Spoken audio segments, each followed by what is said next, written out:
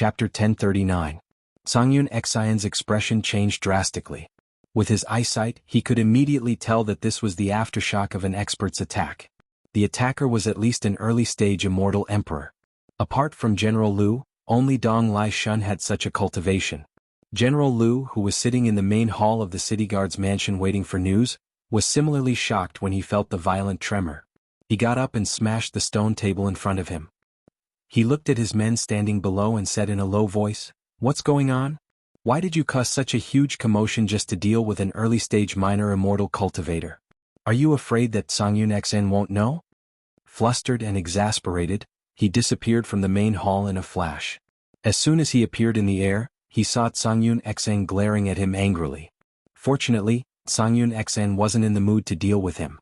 Saving Xianxia was his top priority, so he shot away in a flash. Golden umbrella. Dong Shunlai, who had chased into the cave, cried out. A large golden umbrella lay on its side on the ground. Xianxia was lying on the ground, hugging the handle of the umbrella and coughing. He coughed and coughed, mouthful after mouthful of blood. His entire body was enveloped by the faint golden light emitted by the golden umbrella. Although he looked heavily injured, there wasn't a single wound on his body. Golden umbrella. The people who chased after him also cried out.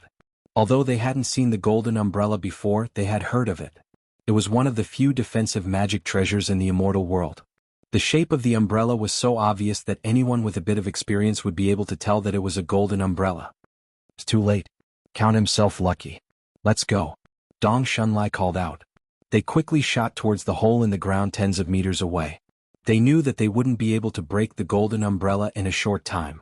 If this dragged on, none of them would be able to escape from Xianxia.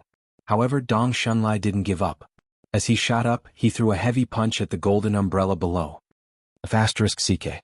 Xianxia, who was inside the golden umbrella, let out a strange cry. He had overestimated the power of the golden umbrella, thinking that he would be fine as long as he hid inside it. He didn't expect that the cultivation base of the early stage of the underworld emperor realm was too frightening. Even though it didn't break through the defense of the golden umbrella, Xianxia was shaken badly. If he were to be hit again, Xianxia really suspected that he would be jolted to death. How could he dare to take it head-on? Almost at the same time the heavy punch landed, he hid back into Utopia with his umbrella. Boom.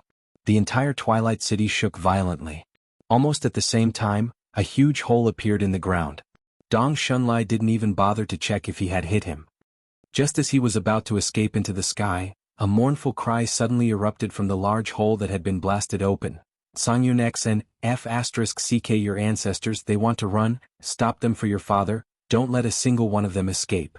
Although the voice came from underground, the hysterical anger had faintly penetrated the ground. Everyone outside could hear it clearly.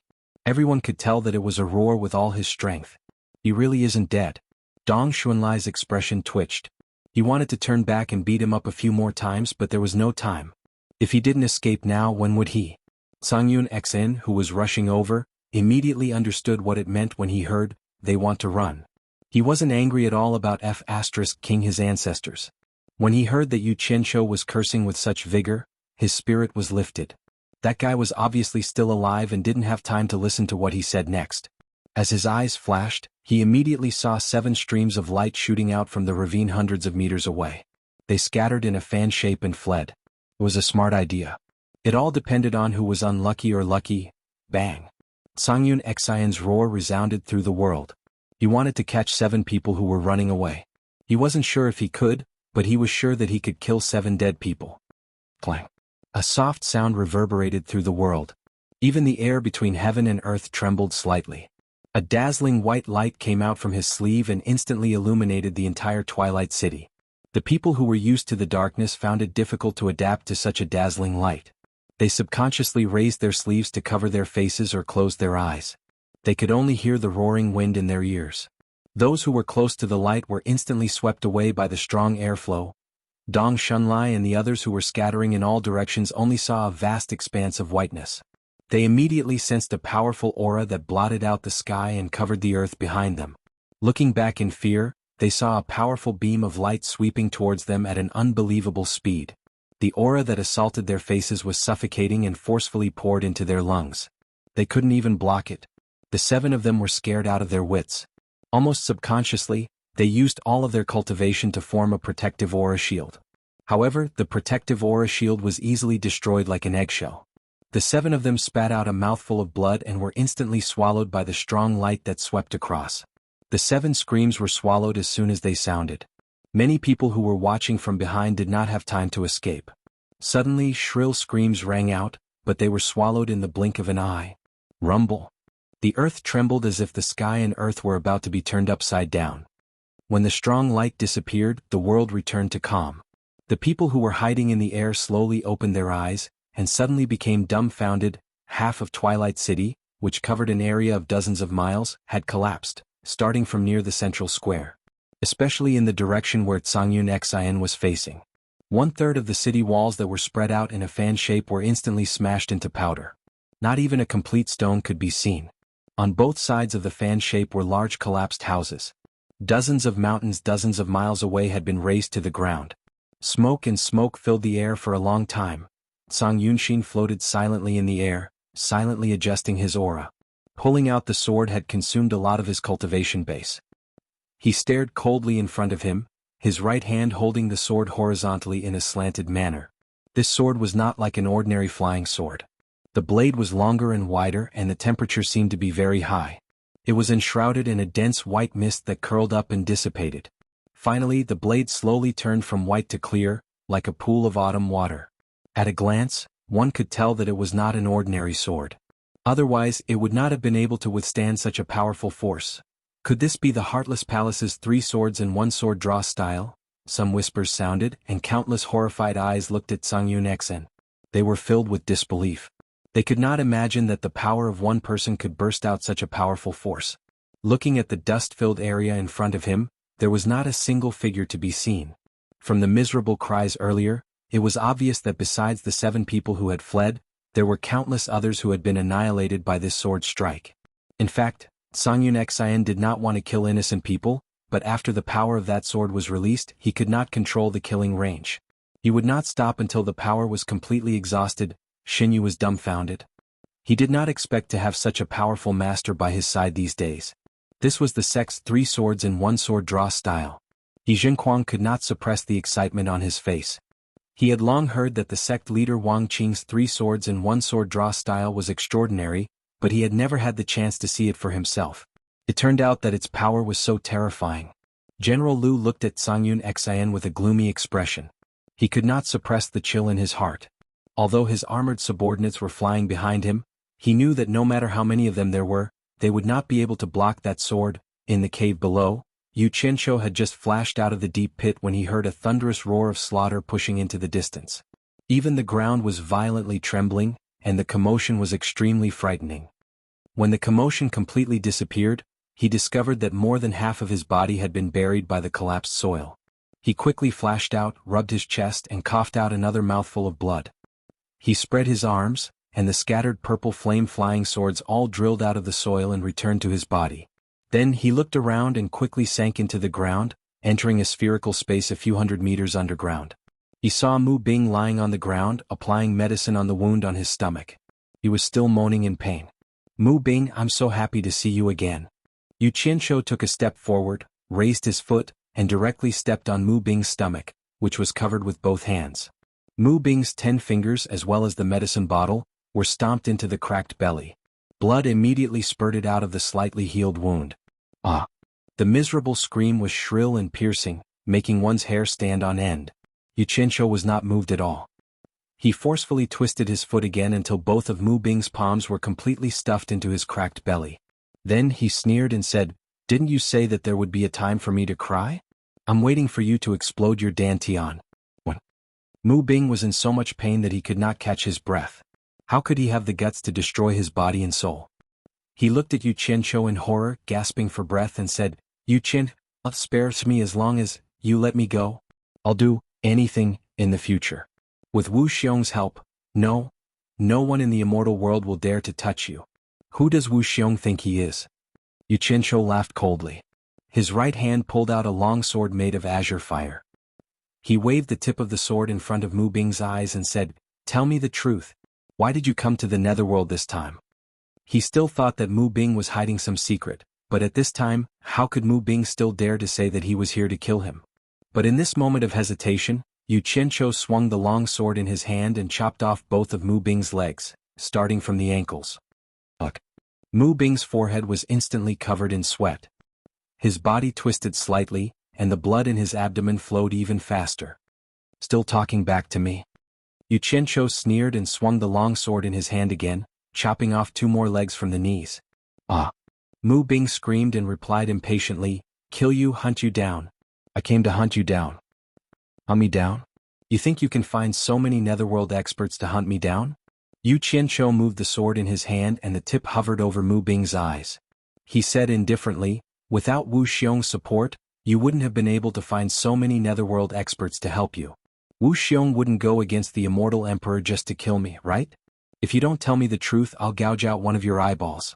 Do you believe me?" Chapter 1040. Mu Bing's pupils shrank as the blade swayed slightly in front of his eyes. He had no doubt that Yu Qianqiu was joking. If he was unhappy, Yu Qianqiu's sword would gouge out one of his eyeballs. He hurriedly said, "I deliberately told Wu Xiong that you had once pursued Tianjiao, and that the relationship between the two of you had always been ambiguous. This aroused Wu Xiong's jealousy and made him use his power to help me kill you." Yu Qianqiu choked and was speechless. Let's not talk about whether or not he had an ambiguous relationship with Mu Tianjiao. Even if he did, was this something that a father could say? Not to mention that he didn't. He really couldn't imagine that a father would slander his own daughter's reputation like this. Not to mention him, even the dead Dong Shunlai would never have thought that the problem he couldn't figure out before was actually caused by Wu Xiong's jealousy. It should be known that sometimes, no matter how shrewd a man was, he couldn't stand his woman having an ambiguous relationship with another man. Because of this, he would often do something impulsive that he would regret. So that's how it is. Yu Qianqiu shook his head slightly. He didn't think that Mu Bing was lying. He slowly let out a breath and said, "I give up. You're even slandering your own daughter. Let me ask you, does Mu Tianjiao know that you came to kill me?" "No. Wu Xiong and I hid it from her. If she knew, she definitely wouldn't agree," Mu Bing replied hurriedly. He blurted it out without thinking, fearing that he would be killed if he didn't answer in time. Hearing this, Yu Qianqiu finally felt a little better. Fortunately, he didn't misjudge Mu Tianjiao. It should be known that in his eyes, Mu Tianjiao had always been a woman who was not inferior to men. She wouldn't be so narrow-minded. It would be really disgusting if he met a family of ingrates. The sword in his hand moved away from Mu Bing's eyeballs. He patted Mu Bing's face with the blade and said, "I just can't figure it out. How did I offend you? How could you be so vengeful? Even though I'm in the underworld, you still chase after me at all costs." "What?" Hee hee. Mu Bing suddenly laughed miserably. He laughed so hard that he spat out a mouthful of blood. He said in a hoarse voice, "Although I'm incompetent, how can I not see through my daughter's thoughts after raising her for so many years? Who in the world knows her better than I do? Back then, when the two of you left the Divine Ruin Realm, I could tell that Tianjiao had fallen in love with you. If the two of you were a couple, it would be fine. But now she is married to Wu Xiong." Who is Wu Xiong? He was someone who could be considered powerful even in the Immortal Palace. It was one thing for the last to go to the World Chamber of Commerce to support you, but she even invited you to the wedding. What kind of occasion was that? It's too obvious. I'm scared. I'm afraid that the lass will do something impulsive and ruin her hard-won happiness. Yu Qianqiu was stunned.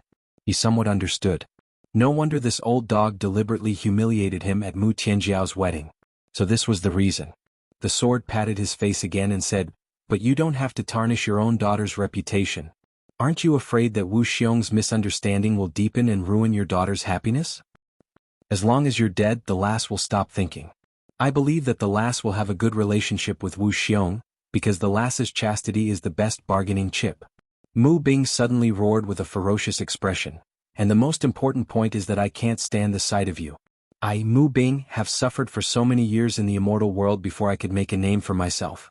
Why is it that you, a poor boy with nothing, can live better than me? It would be fine if you had a good birth and a good background. But you were just a subordinate of my 4 links Chamber of Commerce. Damn it. I'm afraid that what you said before was just an excuse to comfort yourself. It's true that you're jealous of me. You dog, who do you think you are to compare yourself with me? Who asked you to be so arrogant?" Mu Bing's right eyeball flew out with a flick of the sword in his hand. "Who asked you to look down on me? The sword in his hand flicked again and Mu Bing's left eyeball popped out again. "You Qianzhou you." Before Mu Bing could finish roaring in pain, Yu Qianzhou stabbed his sword into his mouth and chewed his tongue. He sneered and said, "Who asked you to shout at me?" Mu Bing's head tilted and he fainted from the pain. Just as Yu Qianzhou pulled out his sword, he suddenly heard someone shouting, "Yu Qianzhou, where are you?" He couldn't help but be stunned.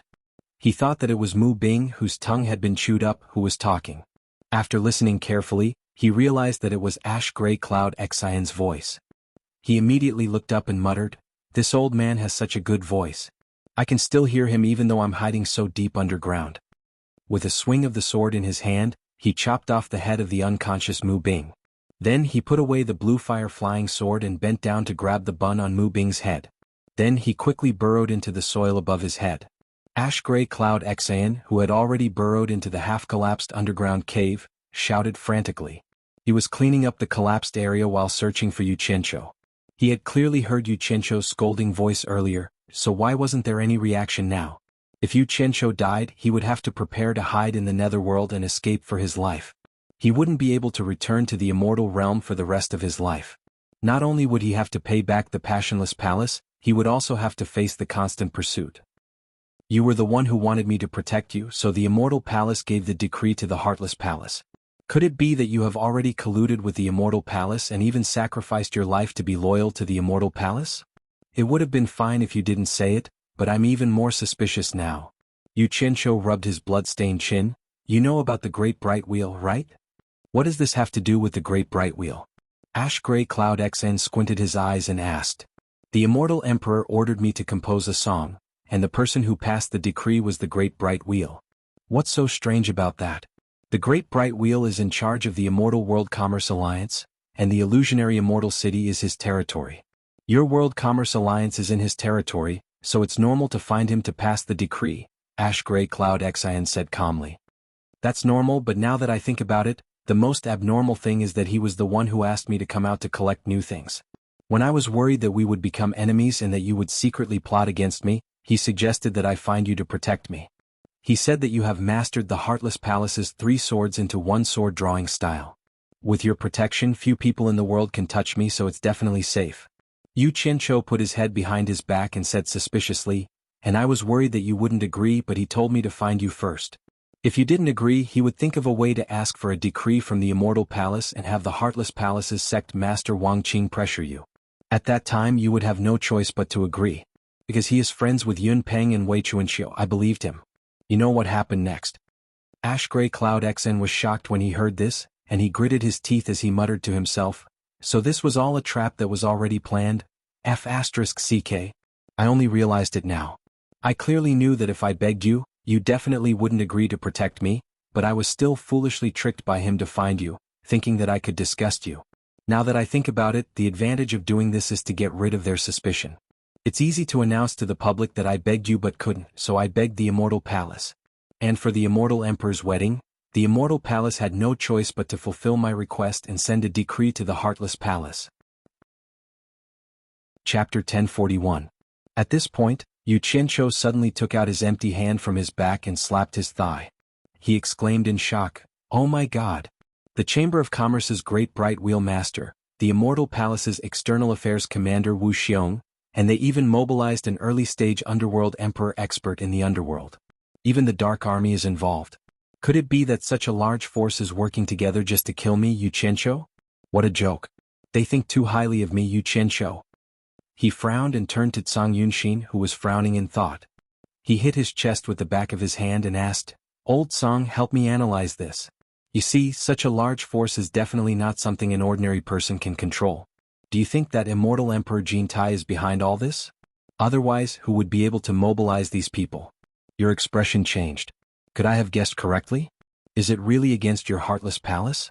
Then I'm being wronged." Cang Yunshin's expression did change. After being analyzed by Yu Yang's vicious mouth and the facts laid out in front of him, it was hard not to believe it. He couldn't help but connect all the things that had happened from start to finish and think about it. The Immortal Emperor suddenly issued a decree to a small world Chamber of Commerce master to have him compose for the Immortal Emperor's wedding. This was an unimaginable matter, and many people still couldn't understand it. Then the great bright wheel instigated Xianxia to seek his protection. This was believable. Unless Xianxia was an idiot, he would be able to figure it out even if he used his ass to think. It was absolutely impossible for Xianxia to agree. If it wasn't for someone's instigation, if Xianxia really wanted Yi Fuqian to protect him, he could have directly asked the Immortal Palace for help. Why did he have to go around in a roundabout way to humiliate himself and then ask the Immortal Palace for help? Was there something wrong with his brain?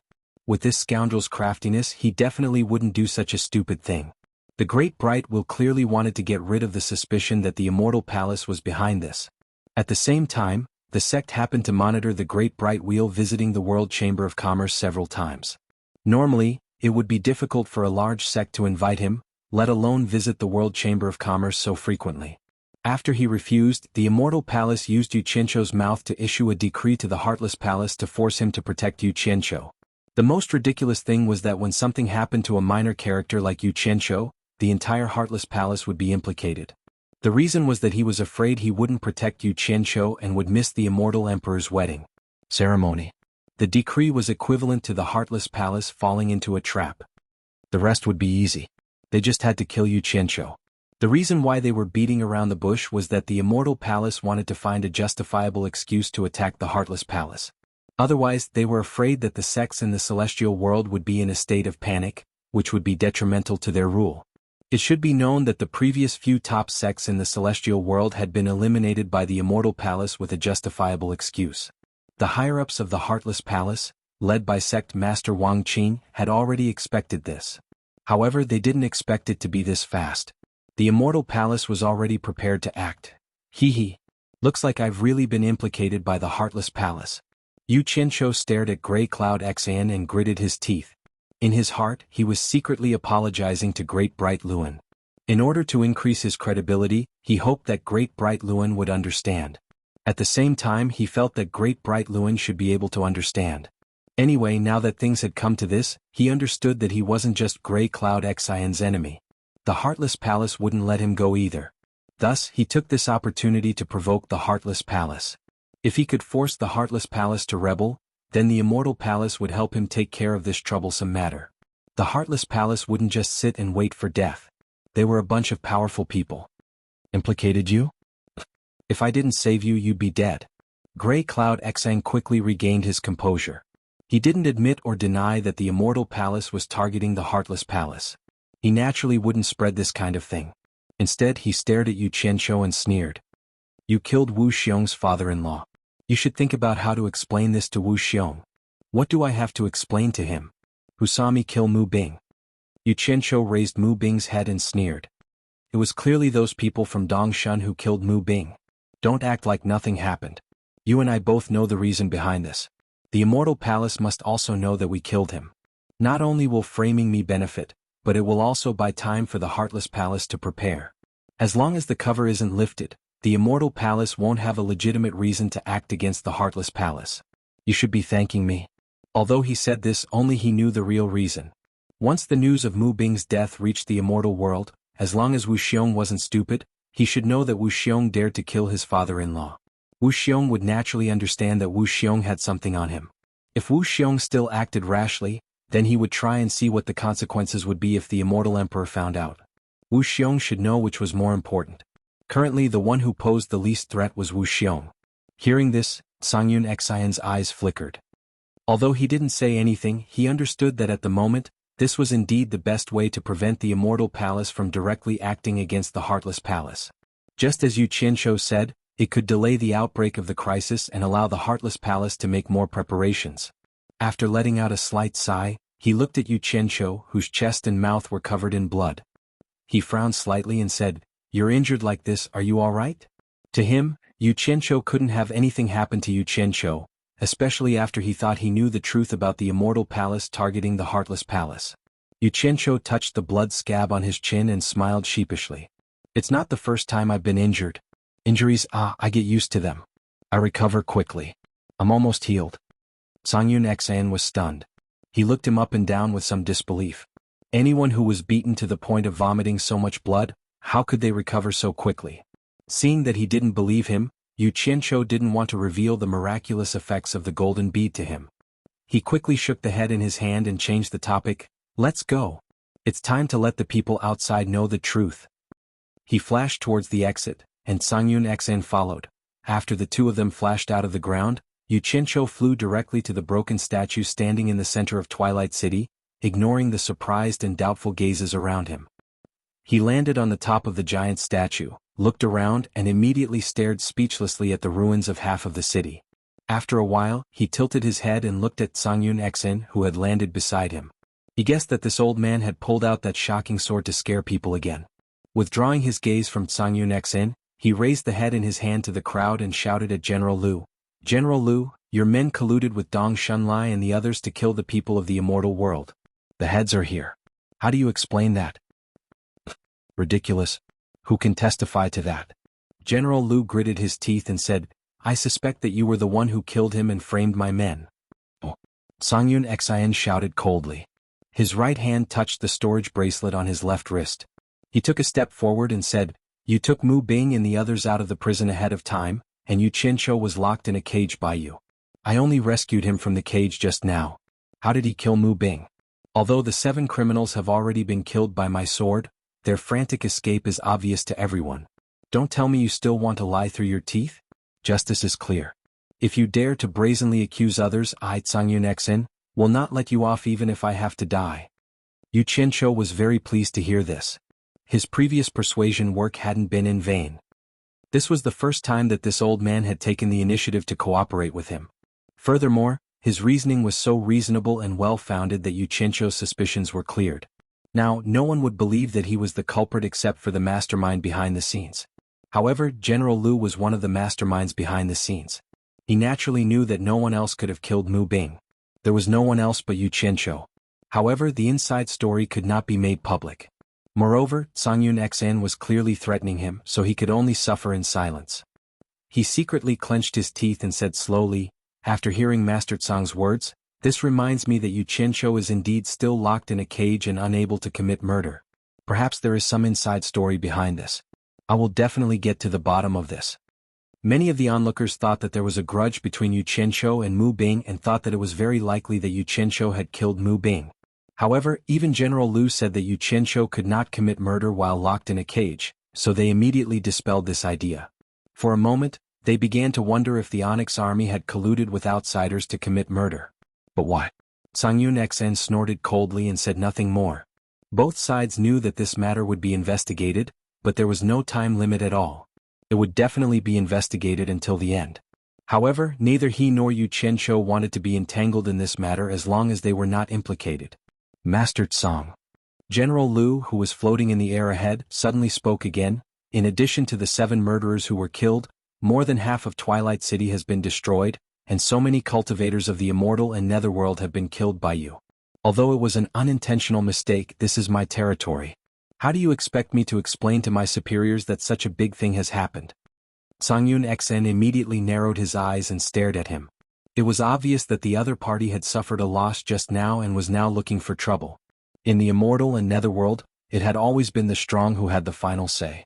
Those who had connections, ability, and background would naturally settle the score with him afterward. Those who did not have the ability could only blame it on their bad luck. There was no need for him to stand up for them. However, this was someone else's territory, and he had indeed destroyed Twilight City. If someone insisted on making things difficult for him, it would be understandable.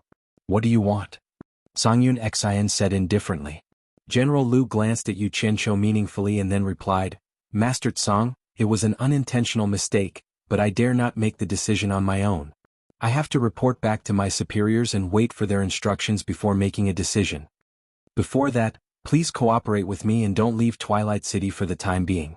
Otherwise it will be difficult to find you. Chapter 1042. As he said this, the thousands of soldiers of the Onyx army behind him slowly formed a battle formation and floated in the air. This was a blatant threat. Previously, Xuanhuan had threatened him, so he immediately retaliated.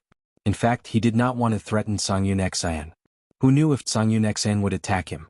That was a matter of life and death.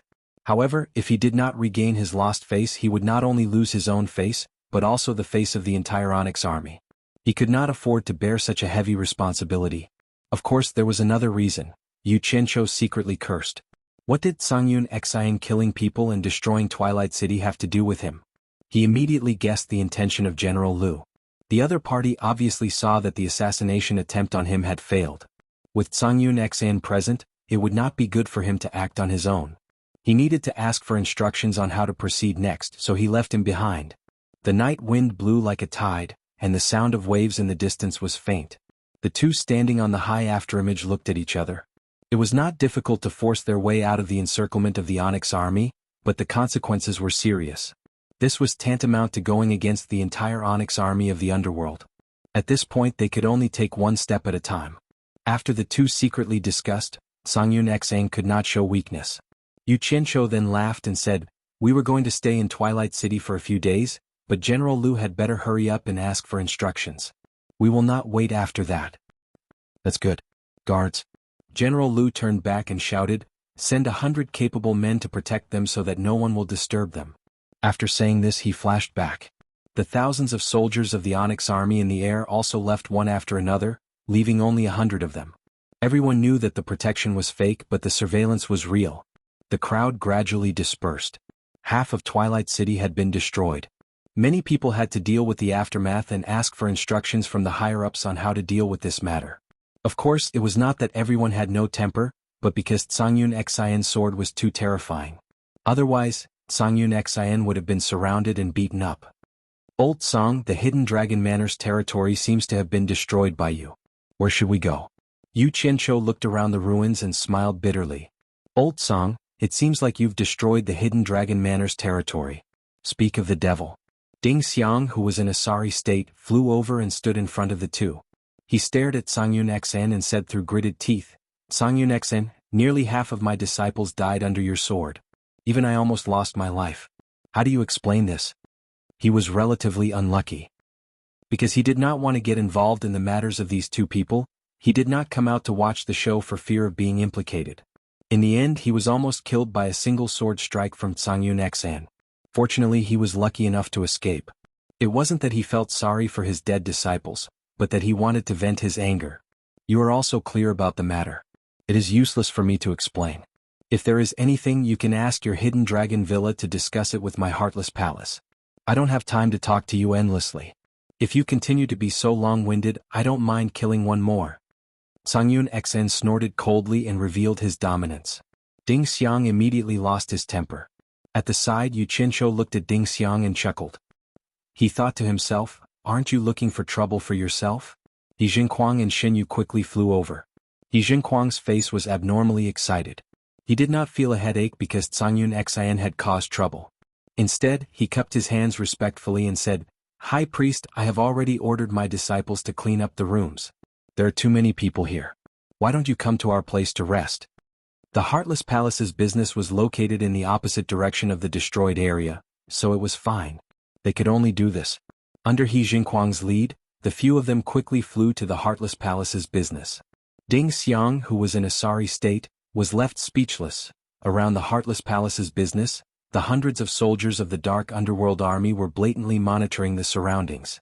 After Xuanhuan personally arranged their accommodations, xianxia took the opportunity when Yu Qianzhou led Xinyu to check the living environment to signal Xuanhuan. The two of them were about to leave when Yu Qianzhou, who was strolling around with his hands behind his back, looked back and smiled. He had roughly guessed what xianxia was going to do. He immediately shouted, "Elder He, please wait." The two of them stopped and turned around. Xuanhuan smiled in confusion and said, "What orders does sect leader you have?" Yu Qianzhou walked over with Mu Bing's head in his hand. He said, "Elder He, please arrange for someone to send this to Wu Xiong of the Immortal Palace. Tell him that I passed it to him. Also, help me pass a message to Wu Xiong and his wife. Tell them that my ability is limited and I could not save Mu Bing's life. I could not even keep his corpse intact. I am ashamed that only his head was left." This. Xuanhuan immediately looked at xianxia awkwardly. What a joke. How could he interfere in something like this? xianxia fell silent for a moment. Then he frowned and said, "I can arrange for someone to bring Mu Bing's head over for you, but to pass a message. Why don't you leave a message in a jade archive and pass it to Wu Xiong and his wife along with Mu Bing's head?" I wonder what kind of business everyone is doing here? xianxia didn't hide anything and told him directly. Since the Netherworld had a rule since ancient times, people from the Netherworld were not allowed to do business with the immortal realm. Twilight City was actually a black market trading center under the command of the army of the Netherworld. People from the immortal realm and the Netherworld had to abide by the rules if they wanted to do business here. The so-called rules were because there was the protection of the army of the Netherworld here, so people could trade with peace of mind. Therefore, protection fees must be paid. If they didn't pay, they wouldn't be able to survive here. As for what to trade between the immortal realm and the Netherworld, what the Netherworld lacked the most were all kinds of weapons and magic treasures. It had to be known that the Netherworld was vast and had a large population. There were often fights and killings, so the consumption of weapons and magic treasures was a huge number. Unfortunately, weapons and magic treasures must be refined by controlling fire. However, fire was the natural nemesis of meditation, which became the biggest obstacle for meditation cultivators to refine magic treasures and weapons. However, these obstacles were not a problem at all for the cultivators of the immortal realm. If you meditation cultivators want it, we can refine it for you. Of course, we can't give it to you for free. Naturally, you have to pay the price. Therefore, the Netherworld was extremely rich in reserves, and the spirit stones that the cultivators of the immortal realm needed became the best trading item.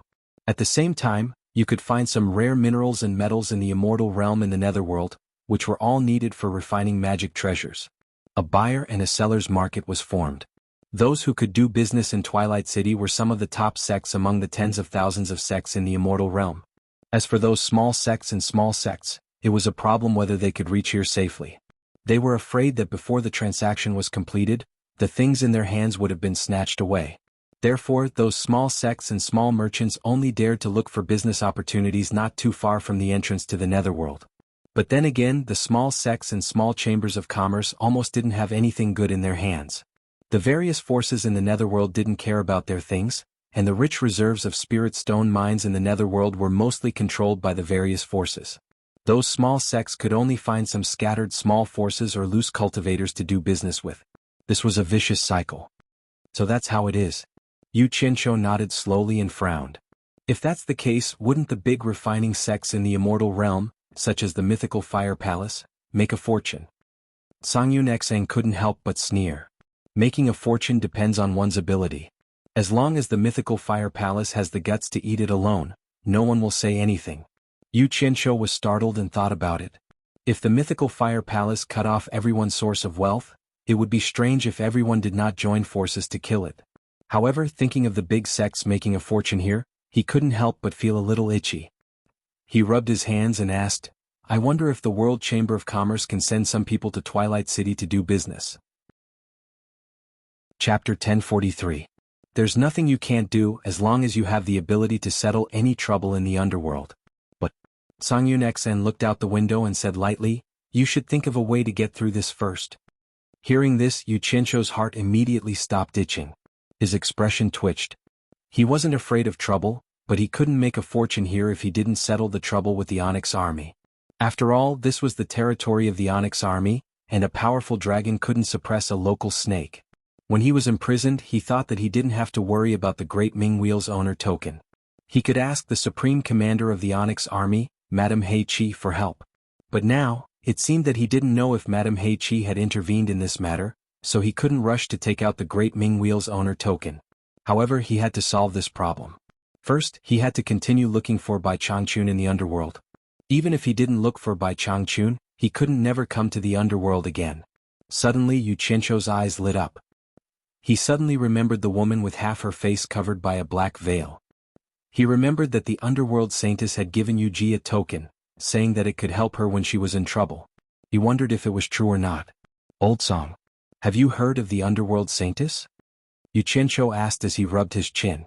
Xuanhuan and Xin Yu looked at him almost at the same time, their expressions a little stunned. Xuanhuan asked suspiciously, the underworld saintess? I've heard of her, but no one has seen her before. It's said that this woman has always lived in seclusion and is even more mysterious than the emperor of the underworld, Bai Qi. She has a very high status in the underworld royal palace. Why are you asking about her? Don't tell me you know the underworld saintess. Xin Yu also looked suspicious. I really do know her. Yu Qianzhou shrugged at the two non-committally. It was fine as long as he confirmed that the underworld saintess was as powerful as she said. He changed the topic. After a while, he suddenly asked Xuanhuan mysteriously, Do you have a secluded place that I can borrow? The kind where I won't be disturbed? What for? Xuanhuan was puzzled. Why are you asking so many questions? I have my own uses for it, Xianxia said mysteriously. Grey Cloud Xn looked slightly unhappy and said in a deep voice, "Follow me." After saying that, he walked out. Xianxia waved at Jiu indicating for him to follow. Xuanhuan led the two of them to the secret underground chamber. He wanted to see what Xianxia was up to. However, Xianxia said to him in a righteous tone, "Personal privacy. No peeking." Xuanhuan immediately flung his sleeves and walked out angrily. Xinyu was very self-aware. Yuji doesn't dare. To her, the token was of no use at all. If it was not for the fact that Xianxia had mentioned it, she would have forgotten about it. Even if Xianxia asked for it, she would not feel anything. How would she dare to accept the rent from the torture envoy? Just take it. It's not something valuable. I have many of them. Xianxia grabbed her hand and forcefully shoved it into her hand. However, he was pondering in his heart. If that netherworld saintess wanted to find out why the token ended up in his hands, he would at least have a reason to deal with it. Yuji's body could not help but tremble. After so many years, he was the second man who had grabbed her hand. She held the pair of bracelets and bowed. "Thank you, torture envoy." Xianxia did not want to be polite with her. He smiled and said, "There's something you need to prepare in advance. You need to secretly look for a candidate to take over your position as the Ghost King. Don't announce it for now. Maybe I'll take you out of the demon realm soon." Yuji suddenly raised her head. Her eyes were full of surprise and anxiety. Most of all, she was confused about the unknown future. "Don't think too much. I'm asking you to do something for me. Of course, this is just my temporary idea. We'll talk about it when the time comes." Xianxia smiled and waved his hand. "All right. I still have something to do. Go ahead." Before Yuji could respectfully send him off, Xianxia had already disappeared from the hall. She could not help but stare at the pair of storage bracelets in her hand in a daze. Why did he give her bracelets? Did the torture envoy fall in love with her? Thinking about it, she felt relieved. Just now, she did not see any lust in the torture envoy's eyes. Moreover, with the power of the torture envoy, he could get any kind of woman he wanted with just a word. Obviously, she had thought too much. She then began to examine the two storage bracelets, and discovered that there really were 10 storage spaces within each bracelet. She was pleasantly surprised as she wore the bracelets on her wrists, and after comparing them, she discovered that they were indeed much more useful than storage pouches. The stone door of the secret chamber guarded by Jiu was pushed open with a rumble, and Xianxia walked out with a smile. Jiu turned around and looked at him in confusion. He had only gone in for such a short time, and he had already come out. He did not know what secret he was doing. The two of them walked up the stairs leading to the underground secret chamber and found that Xuanhuan was guarding outside with his hands behind his back. He looked at Xianxia with sparkling eyes. Xianxia smiled and said, "Why are you looking at me like that?" "I've been thinking about a problem. You've been neglecting your work. The date of the immortal emperor's wedding is not far away." "Let's see how you're going to explain it then," Xuanhuan sneered. Xianxia climbed up the last stone step. He held his stomach with both hands and chuckled. "You don't understand. Walking around and seeing more can increase the inspiration for composing. The reason why I wanted to find a place where no one would disturb me was that I suddenly had good inspiration and needed to sort it out."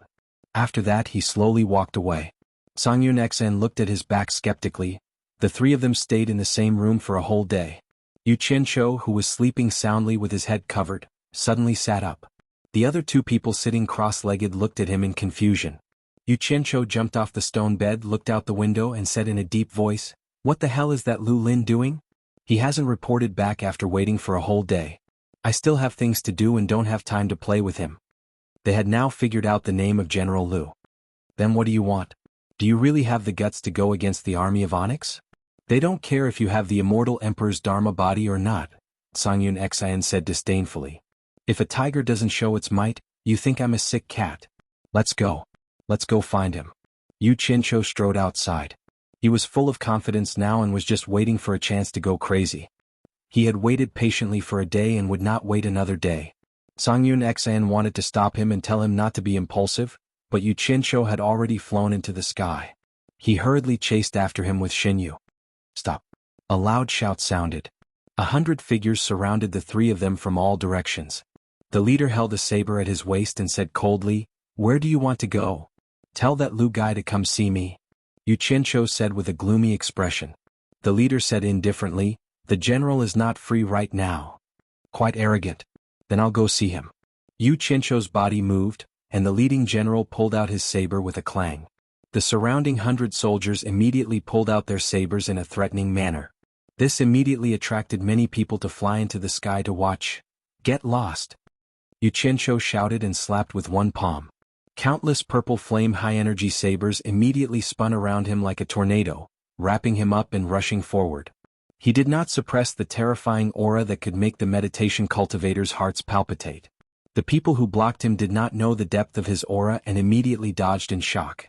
Xianxia was shocked. What was wrong with this kid? He dared to attack the Onyx army without a word. Jiu and Xianxia quickly followed. The meditation cultivator general who dodged did not dare to forcibly stop Xianxia without receiving a death order, so he let the two pass. However, he then took out a black horn, raised it in front of his mouth and blew it. Someone beside him transmitted his voice in a trembling voice. When Yu Qianzhou saw the kneeling soldiers, he was immediately emboldened. He laughed coldly and said, "How audacious of you to disregard the token in my hand. I want to see how many heads you have." When Lu Lin's gaze shifted to the token in Yu Qianzhou's hand, he was immediately stunned by the pattern of 5 peaks surrounding and protecting the main peak. That was obviously the Onyx Emperor Mountain. Especially the material of the token. It was made from the dark wood found in the dark wood forest in the back palace of the Onyx Royal Palace. In the entire netherworld, only the place where the Onyx Emperor resided would have dark wood growing. There was no way to fake it.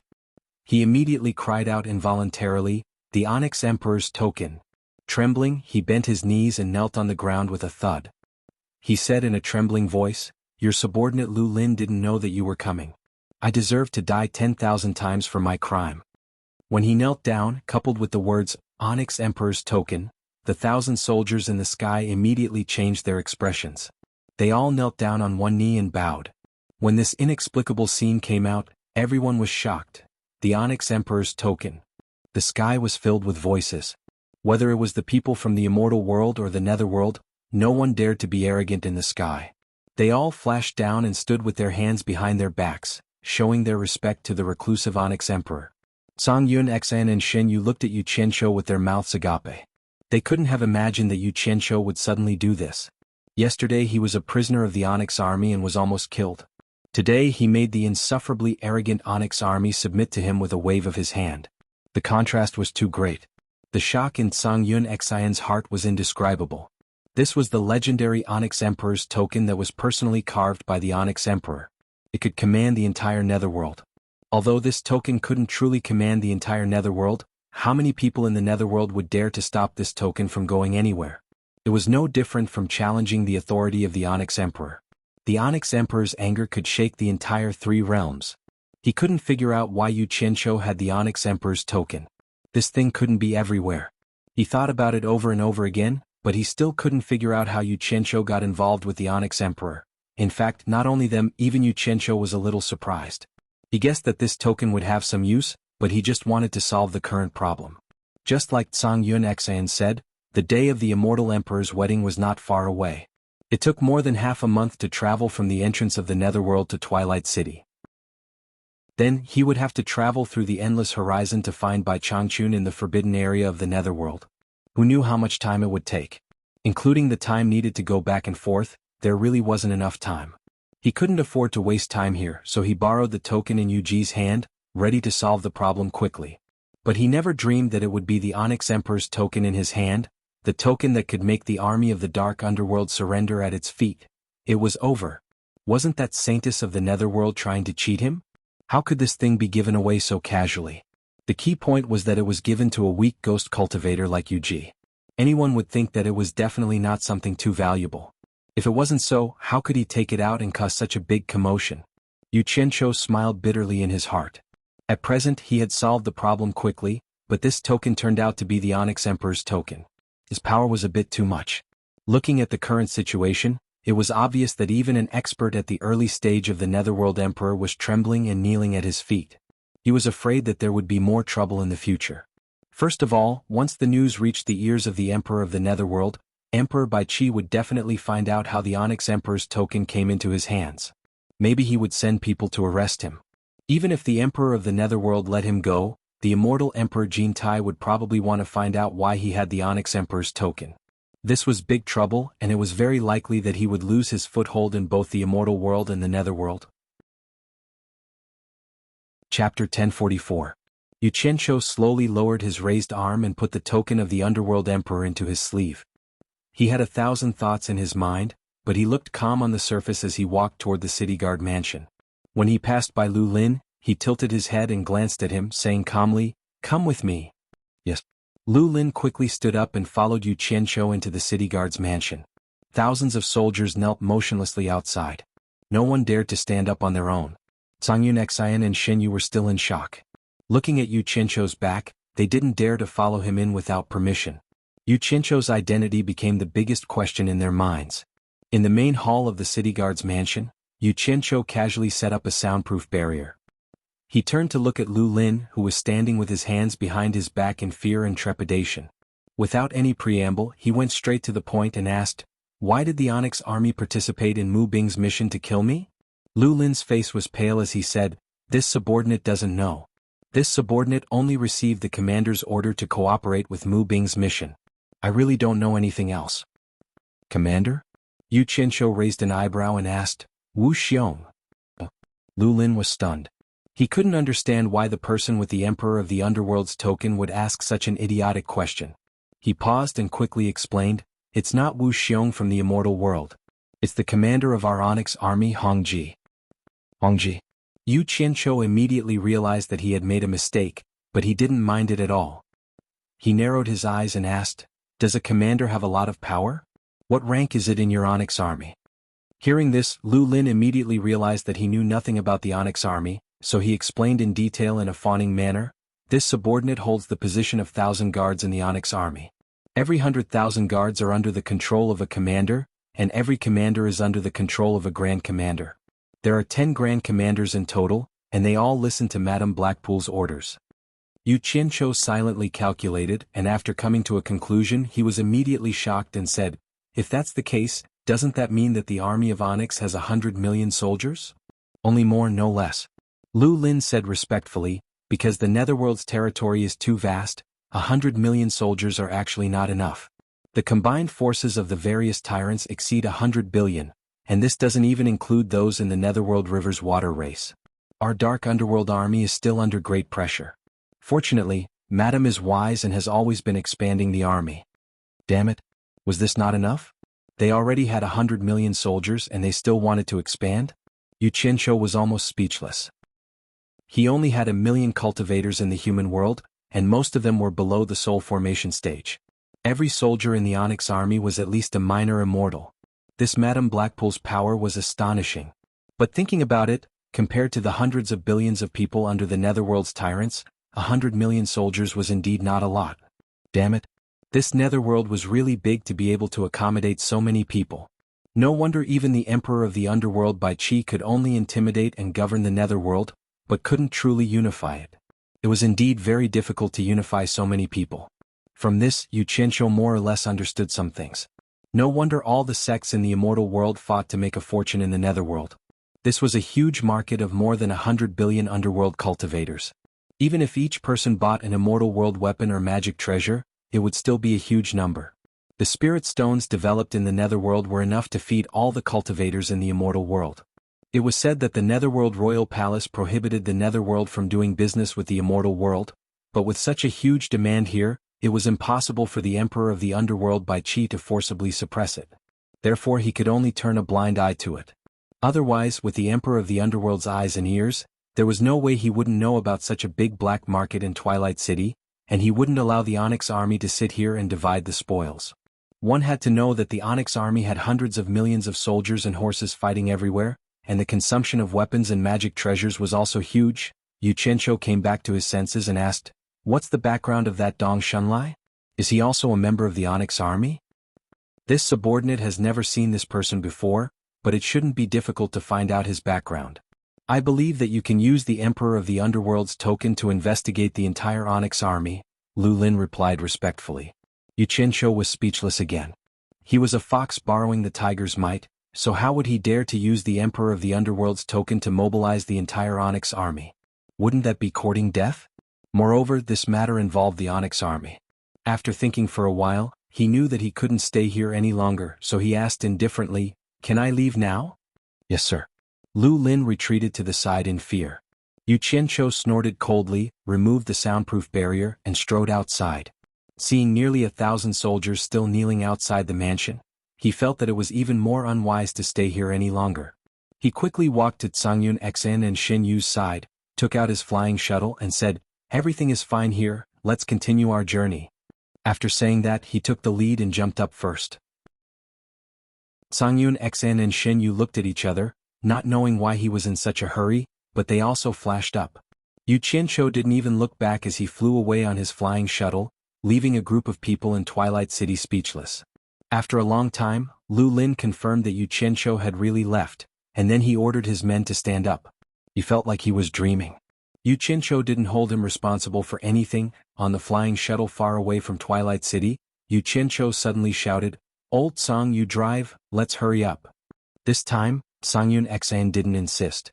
He took over Yu Qianzhou's hand and after flying for a while he suddenly asked, "Yu Qianzhou, you have the Emperor of the Underworld's token, why didn't you take it out earlier?" Seeing that no one answered, he looked back and found that Yu Qianzhou was frowning and thinking about something, so he asked again, "Why are you in such a hurry to leave? You have the Emperor of the Underworld's token, did you ask about the assassination?" "Ask what?" Yu Qianzhou came back to his senses and smiled bitterly, "My Emperor of the Underworld's token is fake.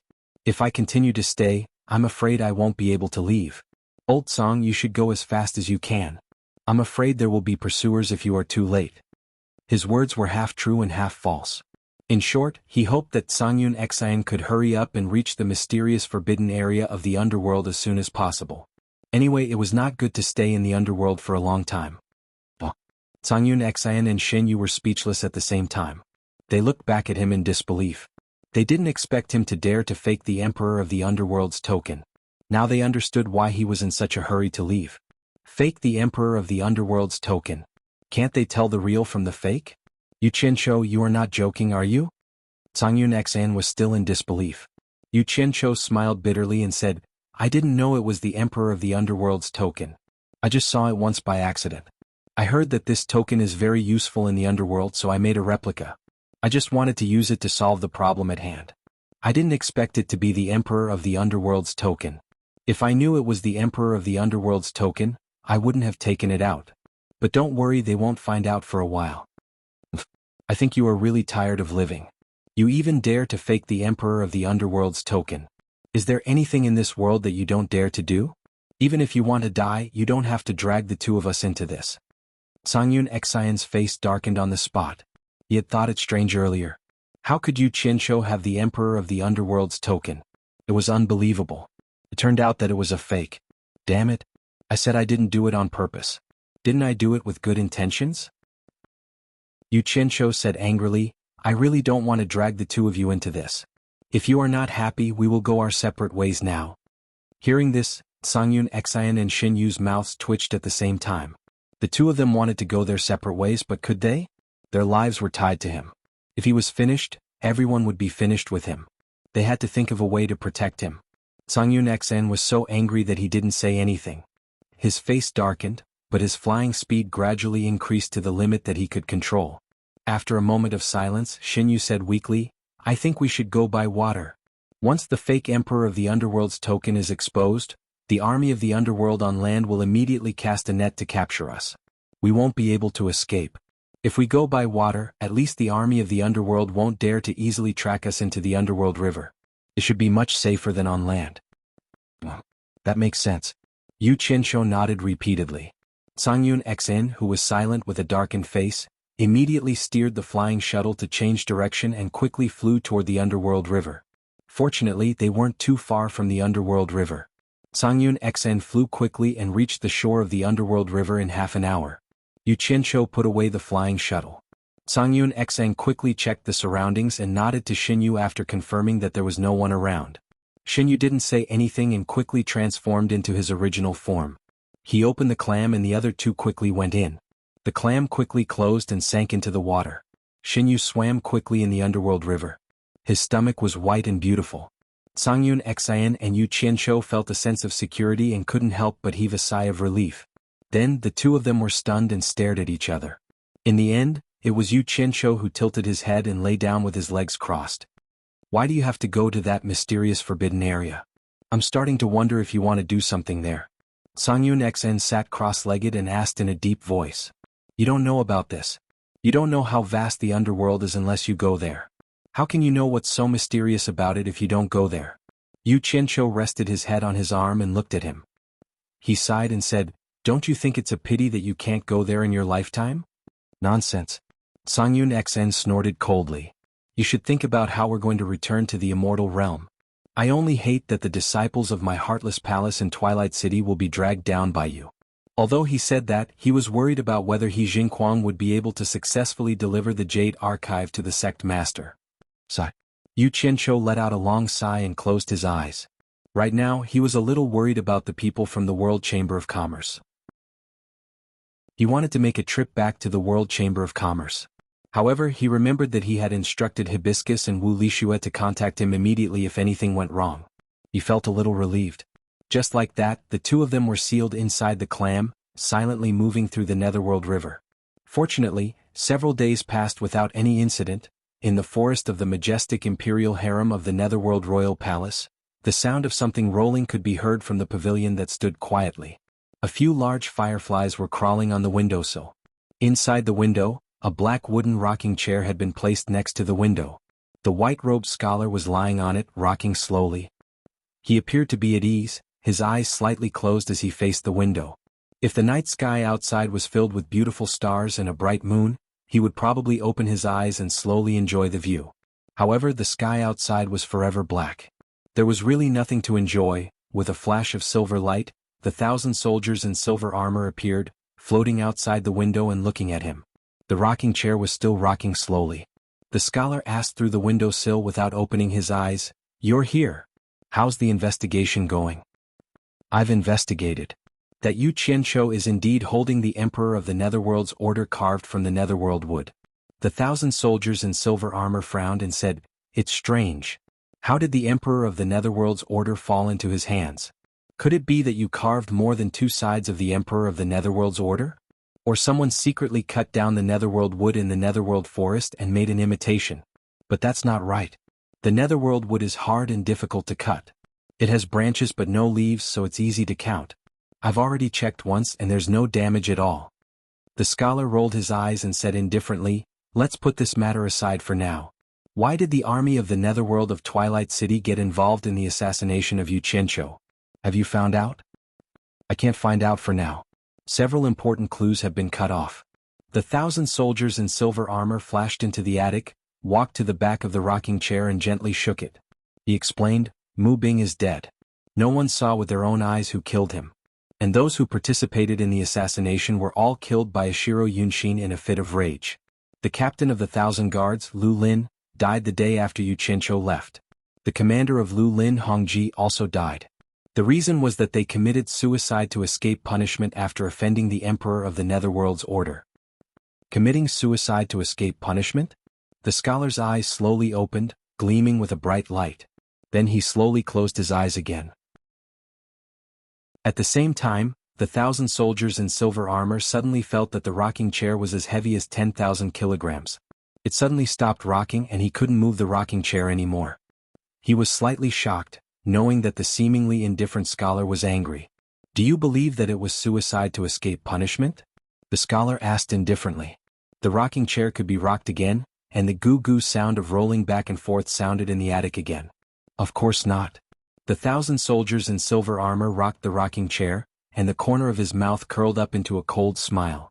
I quickly ordered the network to comb through the whereabouts of these people and finally found some clues. The one who assassinated Yu Qianzhou was an early-stage emperor of the Netherworld, and he was a subordinate of the king of Black Mountain. You mean that the Black Mountain and the army of Dark Hell are in cahoots? The scholar asked indifferently. The 1,000 soldiers in silver armor shook his head slightly. That's nothing. I'm worried that the Black Mountain, the army of Dark Hell, and the Immortal Palace in the Immortal World are in cahoots. Are they plotting something? The scholar said sarcastically. Even if I give the Underworld Palace to them, Can they keep it under control? The 1,000 soldiers in silver armor chuckled and said, "The matter is not confirmed yet. I have already sent people around the Black Mountain to investigate in secret. If this matter really has something to do with the Black Mountain, I believe it won't be long before we find out if the three parties are in cahoots." The scholar let out a nasal sound. His handsome face had a serene expression, as if he had fallen asleep. After a while, he suddenly raised his hand and said, "Someone is feeling guilty. Maybe your investigation has been discovered. You should leave." The 1,000 soldiers in silver armor looked outside the window and turned into a beam of light and flew out. Not long after he left, a black light landed on the stone path outside the attic. The cold and noble Lady Blackpool appeared. Hearing the rumbling sounds coming from the attic, she immediately knelt to the window and said, "Blackpool requests an audience with the Emperor of the Underworld." A cold and emotionless voice came from the window. "Did you forget that I said you are not allowed to come here without my summons? Go to the Red Armor Army and receive your punishment." Madame Blackpool trembled in fear. She kowtowed to him with a pale face and said, "Please forgive me, Underworld Emperor. I have a grudge against the Red Armored Army. You will throw me to the boundless horizon." I begged the Emperor of the Underworld to listen to Blackpool's explanation. I barged in because I was flustered. "Please forgive me, Emperor of the Underworld." Having said that, she kowtowed repeatedly on the stone path. "You have hundreds of millions of soldiers under your command. You are second only to one and above tens of thousands. What can make you flustered?" The voice drifted out from the window. "I'd like to hear it. If your explanation can't satisfy me, you should go to the endless sea. Come up." "Thank you for your mercy, Emperor of the Underworld." Lady Blackpool crawled up hastily. The mark on her forehead was still there. She could have dissolved the mark easily with her cultivation, but she purposely left it on her forehead. She walked quickly toward the attic, dragging the long black veil behind her as if she were a pitiful person. As she entered the attic, she saw the scholar swaying slowly on the rocking chair by the window. She walked quickly to the scholar and knelt down by his feet, saying with a sobbing tone, "I'm guilty. I failed to live up to your expectations." The scholar didn't bat an eyelid. He said nonchalantly, "Now that you have admitted your guilt, it means I didn't wrong you. Go to the endless sea." Lady Blackpool choked. She knew better than anyone else what it was like to be with a tiger, to be with the Emperor. Fortunately, she thought she had figured out the nature of the scholar. She plucked up her courage and moved to the opposite side of the scholar, sitting against the wall. She hugged one of the scholar's bare feet under the white robe and started massaging it. She squeezed out her tears sadly and said, "Let me serve the Emperor of the Underworld for the last time." She buried her head in the scholar's bare foot and massaged it with just the right amount of strength. Suddenly, she found the scholar's other bare foot lifted up automatically, and the sole of his foot pressed on her plump breasts, moving up slowly. Lady Blackpool suddenly raised her head and saw the scholar open his eyes and look at her with a smile. At the same time, she found the restless sole of his foot had slid into her clothes along the neckline. Chapter 1045. Emperor of Netherworld. Madame Blackpool moaned and moved aside shyly. However, her clothes were hooked by the scholar's bare feet. The clothes were made of good material, silky and smooth. They were peeled off from her body instantly. She moved away, but her clothes didn't. She didn't have any underwear inside. Her snow-white and smooth upper body was exposed to the air. Madame Blackpool timidly covered her full breasts with her arms. She bit her red lips shyly. Her body was so alluring. "You haven't served me for a long time." The scholar took his bare feet off the black dress and smiled at the snow-white and delicate body sitting in a pile of black palace dresses. "I'm willing to serve you, Emperor of Netherworld. But I'm afraid that I won't have another chance." Madame Blackpool held her full breasts and lowered her head slightly. She looked like she was about to cry. "Not necessarily," the scholar said lightly. He didn't say anything else. He just looked at her with a smile as if he was saying, "Let's see your performance first." The atmosphere in the attic suddenly became very romantic. A few fireflies flew over and clung on the windowsill, making her beautiful body even more alluring. Madame Blackpool was like a bride on her first night. She released her arms shyly. Her unparalleled breasts amazed the scholar, who had seen them more than once. He watched her white and tender body slowly stand up from a pile of black palace dresses. She was naked and so perfect that it made people's hearts beat faster. Madame Blackpool spread her arms and pulled out the hairpin that tied her hair. Her black hair fell on her shoulders like a waterfall, reaching her waist and touching her butt. The hairpin fell on the ground. The cool night wind blew in through the window. Her waterfall-like hair fluttered in the wind, making the beautiful woman look even more alluring. Madame Blackpool's charm and beauty were undeniable. Otherwise, the proud scholar wouldn't have fallen in love with her and become his favorite concubine. She knew how to seduce men. She was experienced in doing so. However, this kind of woman usually didn't want to be ordinary. The scholar felt a bit sorry for her. However, it was hard to change one's nature. He would never spend time and energy on persuading or forcing her to change. He had to make use of things that couldn't be changed. The scholar lay on the rocking chair motionlessly and looked at her with a smile. Madame Blackpool took one step forward and bowed. "I will make up for my mistake and serve you with all my heart, Emperor of Netherworld." She gently grabbed onto one of the scholar's hands and pulled him up from the rocking chair. Then she wrapped her body around him and rubbed against him. Her slender fingers were like agile snakes as she unknowingly took off the white robe on the scholar's body. Then she went to the front of the scholar and pushed him down onto the rocking chair. The rocking chair couldn't help but shake. The woman couldn't wait and climbed on it impatiently. The woman climbed up and climbed on the scholar eagerly. With her red tongue, licked, and teased the scholar. In the end, the woman buried her head in the scholar's lower body. When the erotic and decaying sounds were heard in the attic, the silver-armored soldier stood straight on the roof of the attic with his arms crossed. He was used to the sounds in the attic, but he still couldn't help but frown. The gentle sea, the passionate sea, the violent sea, and some people called it the sea of desire. After everything calmed down, a naked man and a woman were lying on the rocking chair in the attic. The rocking chair was a bit narrow. The woman had to curl up on the man's body. She rested her head on the man's shoulder, and her hair fell on the man's chest like a waterfall. The scholar held her with one hand and moved his other hand up and down Madame Blackpool's body. Finally, he played with her breasts and said with a faint smile, "You are getting better and better at serving people. It seems that you didn't raise those male pets in the palace for nothing." Madame Blackpool's blushing face suddenly turned pale. The scholar could feel her body stiffen. She whispered in his ear, "Ever since I followed the Emperor of Netherworld, I have been the woman of the Emperor of Netherworld. I will never let any man take my body. Those men are just servants who give me massages. Could it be that even you are jealous?" She chuckled. The scholar laughed out loud, pinched her plump breasts and asked, "Say it. Don't you want to explain something to me?" Madame Blackpool put her head on his shoulder and said with grievance, "It's all my fault. I was too eager to expand the strength of the army of Dark Underworld. I let some people mixed into the army of Dark Underworld. They were bribed by the people of the immortal realm to help them kill Xianxia. I didn't expect that Xianxia was the messenger sent by you, the Emperor of Netherworld. They knew they were in big trouble. When I sent people to catch them, they committed suicide because they were afraid of you, the Emperor of Netherworld. That's too easy for them. However, it was because I didn't teach them well that the identity of the messenger sent by the Emperor of Netherworld was exposed. That's why I came here to beg for forgiveness. I forgot about the order given by the Emperor of Netherworld.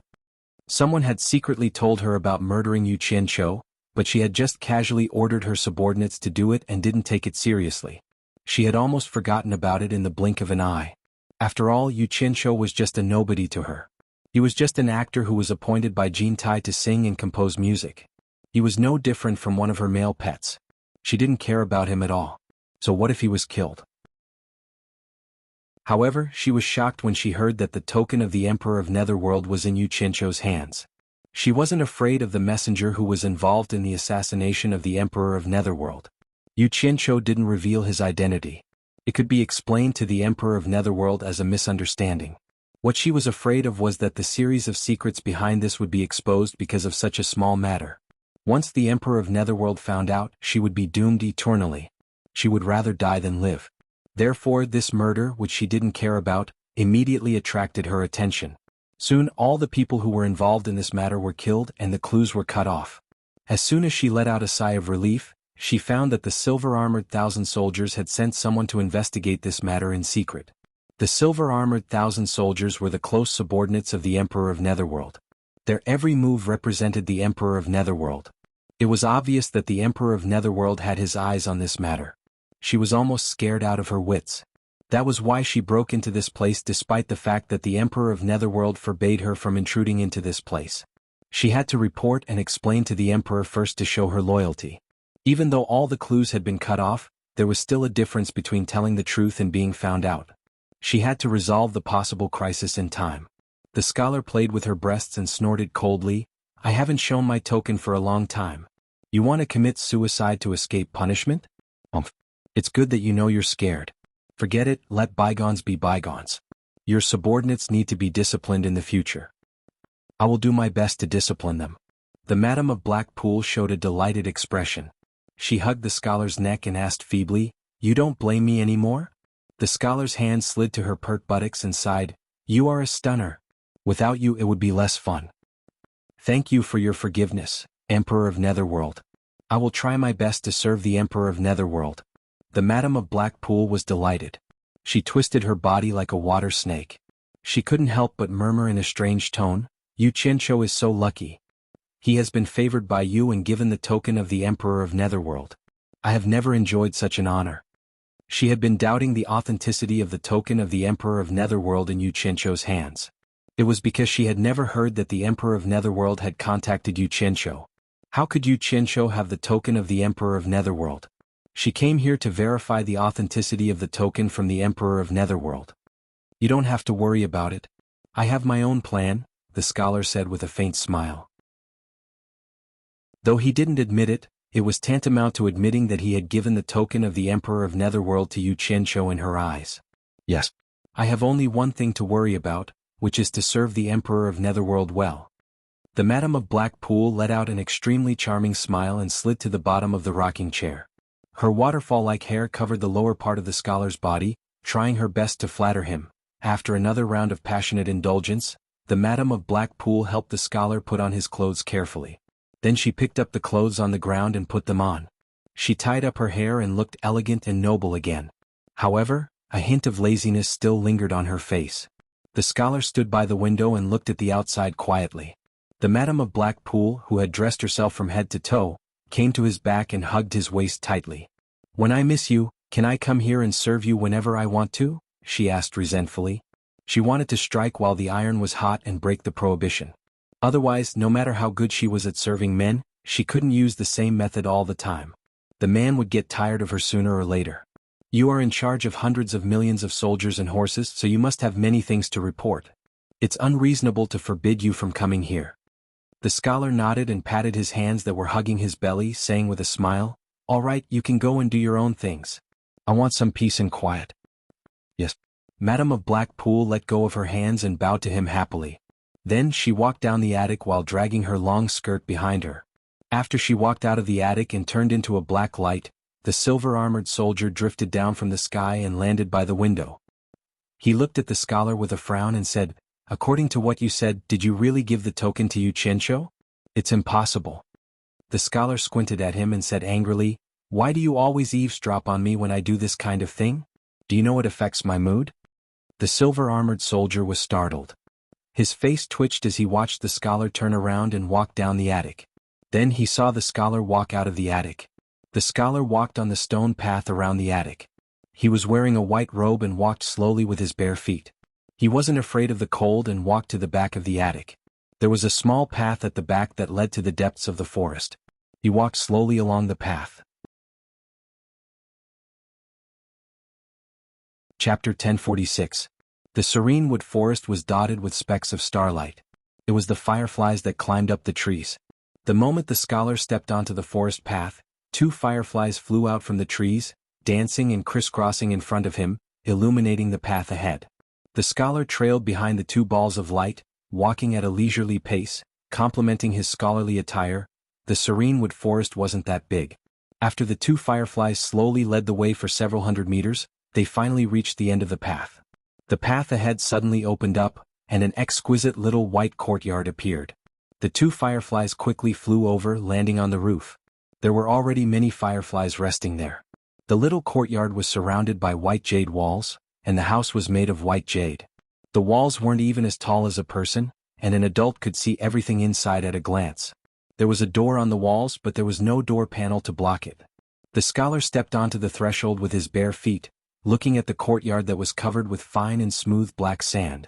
Although it was black in color, it was extremely clean and tidy, causing one to not have the heart to destroy it. His outstretched foot shrank back, and hearing the wung wung sound coming from inside, he immediately smiled bitterly. "Can I come in?" "Don't come in if there's nothing important." A clear and faint voice mixed with the humming sound. "Then I'd better come in." The scholar shook his head helplessly, his outstretched foot paused for a moment. Finally, he steeled his heart and stepped on the fine and soft black sand, taking one step at a time as he walked in. On the left side of the courtyard, under the porch, a black-robed woman with shoulder-length hair and half of her face covered by a black veil was turning a stone mill. The wang sound came from the stone mill. There were several fireflies climbing up the porch's pillar, illuminating the masked woman's actions. Under the groove of the stone mill, there was a silver urn. Fine and even black sand was sliding down from the groove, rustling as it flowed into the silver urn. On top of the stone mill, there was a fist-sized feeding hole. The masked woman pushed the stone mill with one hand, while the other hand held a few black divine great spirit stones. From time to time she would put a piece into the feeding hole. Usually, most people grind beans and what they grinded was tofu, but what she grinded was spirit stones. She didn't know what to call the fine black sand she grinded. But one thing was for sure, since it was able to grind a divine grade spirit stone into fine sand, it was most likely not an ordinary grindstone. The scholar left a trail of footprints on the fine sand. He walked to the porch and turned his head to look at the masterpiece he had created. He stared at it for a while as if he was trying to figure out something. In the end, he shrugged his shoulders to no avail. Thus, he stared at the masked woman for a while longer, then clenched his fist and coughed lightly. "Why do you have to go through so much trouble? I can make as many of these things as you want." "Are you trying to start a conversation?" The masked woman didn't even look at him. She frowned and said, "There's an obscene aura on your body. If you do that kind of thing again, you're not allowed to enter my door for 3 days. You can even smell it?" The scholar raised his hand to his chest and sniffed, but didn't smell anything unusual. He smiled wryly. "I purposely walked over slowly to get rid of the smell on my body, but I didn't expect." He suddenly paused, looking back in the direction of his little house. In fact, it wasn't far from this courtyard, only a few hundred meters away. Although the masked woman's cultivation wasn't high, it shouldn't be hard for her to hear that kind of unscrupulous and unrestrained moans. He turned around and coughed lightly. "Don't tell me you heard it already?" That woman screamed so loudly, it's hard not to hear it. "But this has nothing to do with whether I heard it or not. There is indeed that kind of obscene aura on your body. If I smell it too much, it will affect my divination ability. If it's serious, my divination ability might even disappear. Be careful in the future." The masked woman said with indifference. That kind of erotic matter was tasteless to her, like chewing wax. "So it's like that." The scholar's expression turned solemn, nodding his head. "I'll remember it." The masked woman added another piece of divine grade spirit stone into the stone mill's feeding port, pushing it at a steady speed, speaking in an indifferent tone. "Don't beat around the bush. If you have something to say, just say it. What do you want from me?" The scholar stood in the corridor with his hands clasped behind his back. After a moment of silence, he slowly said, "I personally carved 2 Netherworld Emperor's tokens. Other than the one I have on me, I gave the other one to you." The masked woman suddenly stopped pushing the stone mill, and the humming sound disappeared. The scholar, who was paying attention to the masked woman's expression, thought he hit the nail on the head, but then he saw the masked woman bend down and pick up the silver urn on the ground. It turned out the urn was filled with fine black sand. The masked woman picked up the urn, glanced at the scholar and asked, "Why didn't you say it?" The scholar choked on his words. He watched as the masked woman walked down the corridor, slowly walking to the corner of the courtyard with the urn in her arms. She reached into the urn and picked up a handful of fine black sand, sprinkling it over the courtyard. The scholar rubbed his forehead, feeling a little helpless. "Did you give away the token I gave you?" "Yes." The masked woman slowly stepped back as she sprinkled the fine black sand. "Can't I give it away?" "No, I never interfere with anything you do." The scholar's eyes flickered, staring at the masked woman's back. "But I also know you don't easily interact with strangers. I just want to know, why did you give it to xianxia?" "Xianxia?" The masked woman was startled, her hands stopped moving. She recalled the native with a head full of pigtails she met in the underground palace in the human world, a very strange native. She had divined for him once and discovered that the native was actually someone who had died twice but was still alive. She wanted to clearly divine how he had died, but in the end she couldn't see through him. She wanted to divine his future, but she still couldn't see through him. Even his cultivation couldn't be seen through. She could only guess his name, that he was a person full of mysteries. As far as she could remember, she had only met 3 people whose fates she couldn't divine. However, these 3 people all appeared in the human world where she was trapped, and they all happened to be very close to each other. One of them was Bai Changchun, who had killed the 2 generals of the underworld who were protecting her. The other one was the native with a head full of pigtails. His name was Yu Qianshou. She had a deep impression of him, so she remembered him as soon as this name was mentioned.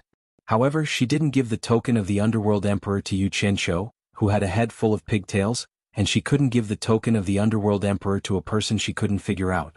When she entered the cave of the 9 Nether, she suddenly found an extraordinary female ghost cultivator.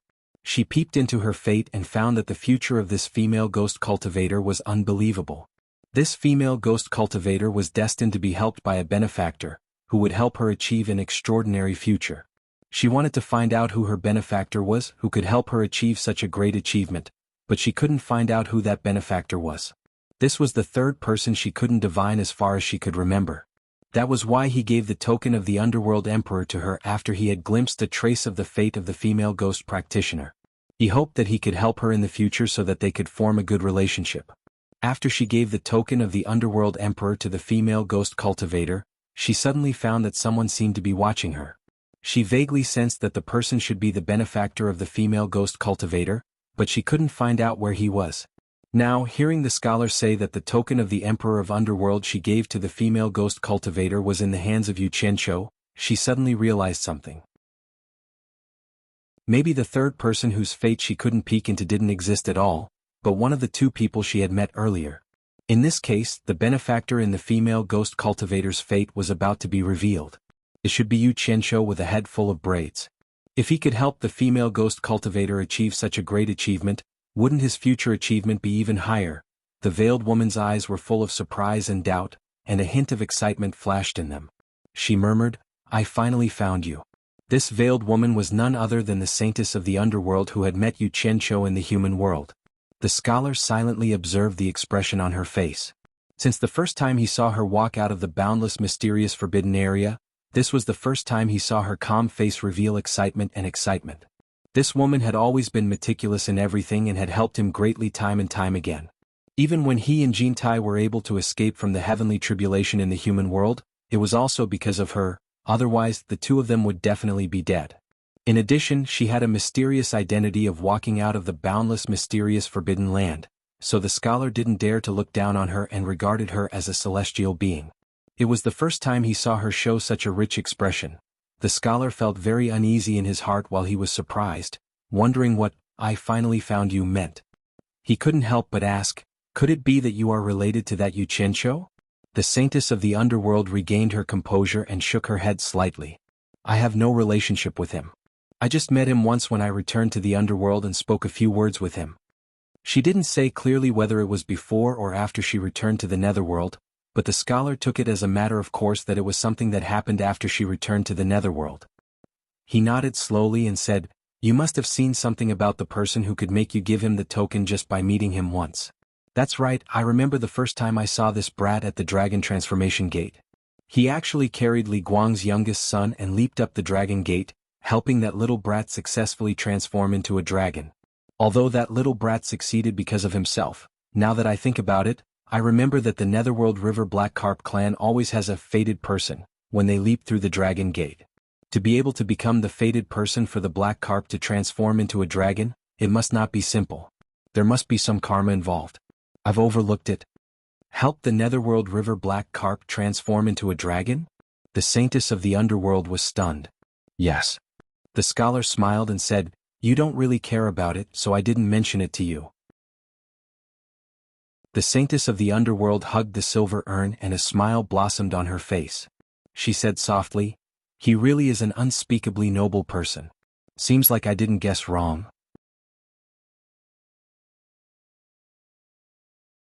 Chapter 1047. Noble person? The scholar was startled, and then he said with a faint smile, "You used the word noble to describe him? I'm really surprised to hear such words coming out of your mouth." The saintess of underworld glanced at him, and then she grabbed the black sand from the silver urn and carefully sprinkled it on the ground in the yard. She quietly sprinkled handfuls after handfuls of black sand, but when the black sand fell to the ground, it made a rustling sound, breaking the silence. Seeing the saintess ignore him, the scholar smiled bitterly and looked behind him. He took a step back and sat on the knee-high corridor under the porch. He folded his bare feet and sat cross-legged by the grindstone with his hands on his knees, silently watching the saintess of underworld step back while sprinkling the black sand. He thought he was very patient and could wait for the saintess to finish the whole yard. However, she was so meticulous that he couldn't be fast. 2 hours later, not even half of the small courtyard was finished. The scholar couldn't help but rub his forehead helplessly. He found that his patience seemed to be unable to endure for even 2 hours. Moreover, it seemed that it would take at least another 2 hours. Compared to the long years that he had experienced, what was 1 to 4 hours worth of time? But now, it was unbelievable. He then sat under the eaves and muttered to himself, "Ever since I experienced that great battle in the human world, it was as if I was enlightened. Only then did I realize that the power of heaven is unpredictable. There seems to be a pair of heavenly eyes watching everything, and it's not something that we can contend against. In the long river of time, I, Bai Qi, am not the first emperor of the underworld to rule over the underworld, and I don't think I will be the last emperor of the underworld. I know this, so I, Bai Qi, don't hope to die with the world." Hearing this, the saintess of the underworld scattered a handful of black sand and looked back at him. She continued to do things that others couldn't understand and said coldly, "Since you've already seen through it, why do you still come here to nag at me? Don't tell me that you didn't come here to ask me about your fate this time?" Although I don't want to die with heaven and earth, I don't want to end up in a miserable way. If my fate is destined to end in a miserable way, then why can't I, Bai Qi, fight against my fate? It is said that even ants are greedy for life. No matter how magnanimous I, Bai Qi, am, I am not immune. The scholar spoke slowly like an old monk in meditation. A firefly that was hanging upside down under the eaves fell down and fluttered lightly behind him. Suddenly, it landed on the millstone behind him. The flickering light was reflected back by the white jade wall, making the scholar who said that he was not immune to vulgarity seem somewhat extraordinary and refined. Sophistry. "In the end, we're back to square one," the netherworld saintess said with a cold snort. "Regardless of whether I'm being unreasonable or not, I'm telling the truth. There's no doubt about that." The scholar looked at her and smiled faintly. "Why did you meet me when you came out of that place and not someone else? Why are you always in front of me? Isn't this fate? This should also be a part of my fate. Perhaps the heavens have already given me a chance to change my fate. Since there's already a solution in front of me, I, Bai Qi, naturally have to fight for it. Otherwise, it would be tantamount to defying the heavens. Don't you think so? Then have you ever thought that perhaps my arrival is an important factor that allows you to walk towards your final fate?" The netherworld saintess said faintly. As soon as these words came out, the scholar frowned and fell into deep thought. "AI, you and I have been together for so many years. Humans aren't grass or trees. We can't be emotionless." The masked woman, who was like a fairy scattering flowers, suddenly sighed lightly and said with some reluctance, "It's not that I don't want to tell you. It's my honor that the heavens allowed me to peep into the fate of others. However, they only allowed me to be a bystander and didn't give me the right to reveal the fate of others. Every time I peep into the fate of a person, I feel that there's a voice in the unseen world warning me that if I were to reveal the fate of others, I would definitely suffer the wrath of the heavens. My mother is a good example." "Your mother?" The scholar had a stunned look on his face as he looked at her in disbelief. In the past, he had asked her about her origins several times, but he didn't get a single reply. He didn't expect that she would actually mention her mother today. He couldn't help but be surprised as he said, "If that's the case, your mother can also peep into the fate of others like you? Why did you come out from there? What's in there exactly? Can't you tell me about your origins?" "This has nothing to do with you. Besides, it's my secret. I don't want to tell others so easily." The netherworld saintess scattered the black sand calmly. The scholar had already expected this. He shrugged his shoulders and suddenly, a faint light of wisdom flashed in his eyes. He muttered to himself, "You were able to give the token to xianxia. I wonder how noble this noble person you speak of is? I won't hide it from you. You must know that the unspeakably noble you speak of is unable to not move my heart. I wonder if his nobility can be beneficial to me?" The netherworld saintess was taken aback and stopped what she was doing. She turned around and looked at him meaningfully as if she had thought of something. In fact, she had only given the token of the netherworld emperor to that female ghost cultivator, and she had never said that she had given the token to xianxia. However, the owner of the token had mistakenly thought that she had given the token to xianxia again and again. All these coincidences seemed to have reminded her of something all of a sudden, and she seemed to have peeped into something. She was lost in thought. The roulette of fate had never stopped its operation. It was mighty and irreversible, like the evolution of the endless stars in the universe. It was complicated and mysterious, and could only be described as the general trend. As a bystander, she could see a little bit of it, but she could only obey it. She didn't have the right to reverse it. If she tried to change something by force, it would be useless. Nobody could reverse the evolution of the endless stars in the universe. If she didn't follow the trend, she would be crushed into powder. Having figured this out, she didn't want to tell the scholar the truth that she hadn't given the token of the Netherworld Emperor to Xianxia. Seeing her in a daze, the scholar asked curiously, "What's wrong? Did I hit the nail on the head?" His eyes flickered. He was eager to know the answer, but he knew he couldn't force her. He could only look forward to it. The saintess of the underworld exhaled softly. The black veil covering half of her face fluttered slightly, and then she regained her calmness. She stopped her homework and walked to the scholar with the silver urn in her arms. She put the urn under the millstone, turned around and sat down with the scholar. They looked like a couple, but in fact they weren't. The scholar was taken aback again, showing a rare expression. It was the first time he had sat so close to her. He couldn't help but tilt his head and look at her face rudely. She had a bright and full forehead full of wisdom, smoky eyebrows that looked like distant mountains, and a pair of bright eyes under her long eyelashes that were as calm as the autumn water, but sometimes they sparkled as if she could see things that others couldn't. The black veil rested on the bridge of her nose, and the tempting lips under the black veil could be vaguely seen. "I dare to bet that if you take off the black veil on your face, you will definitely be a rare beauty." The scholar snickered.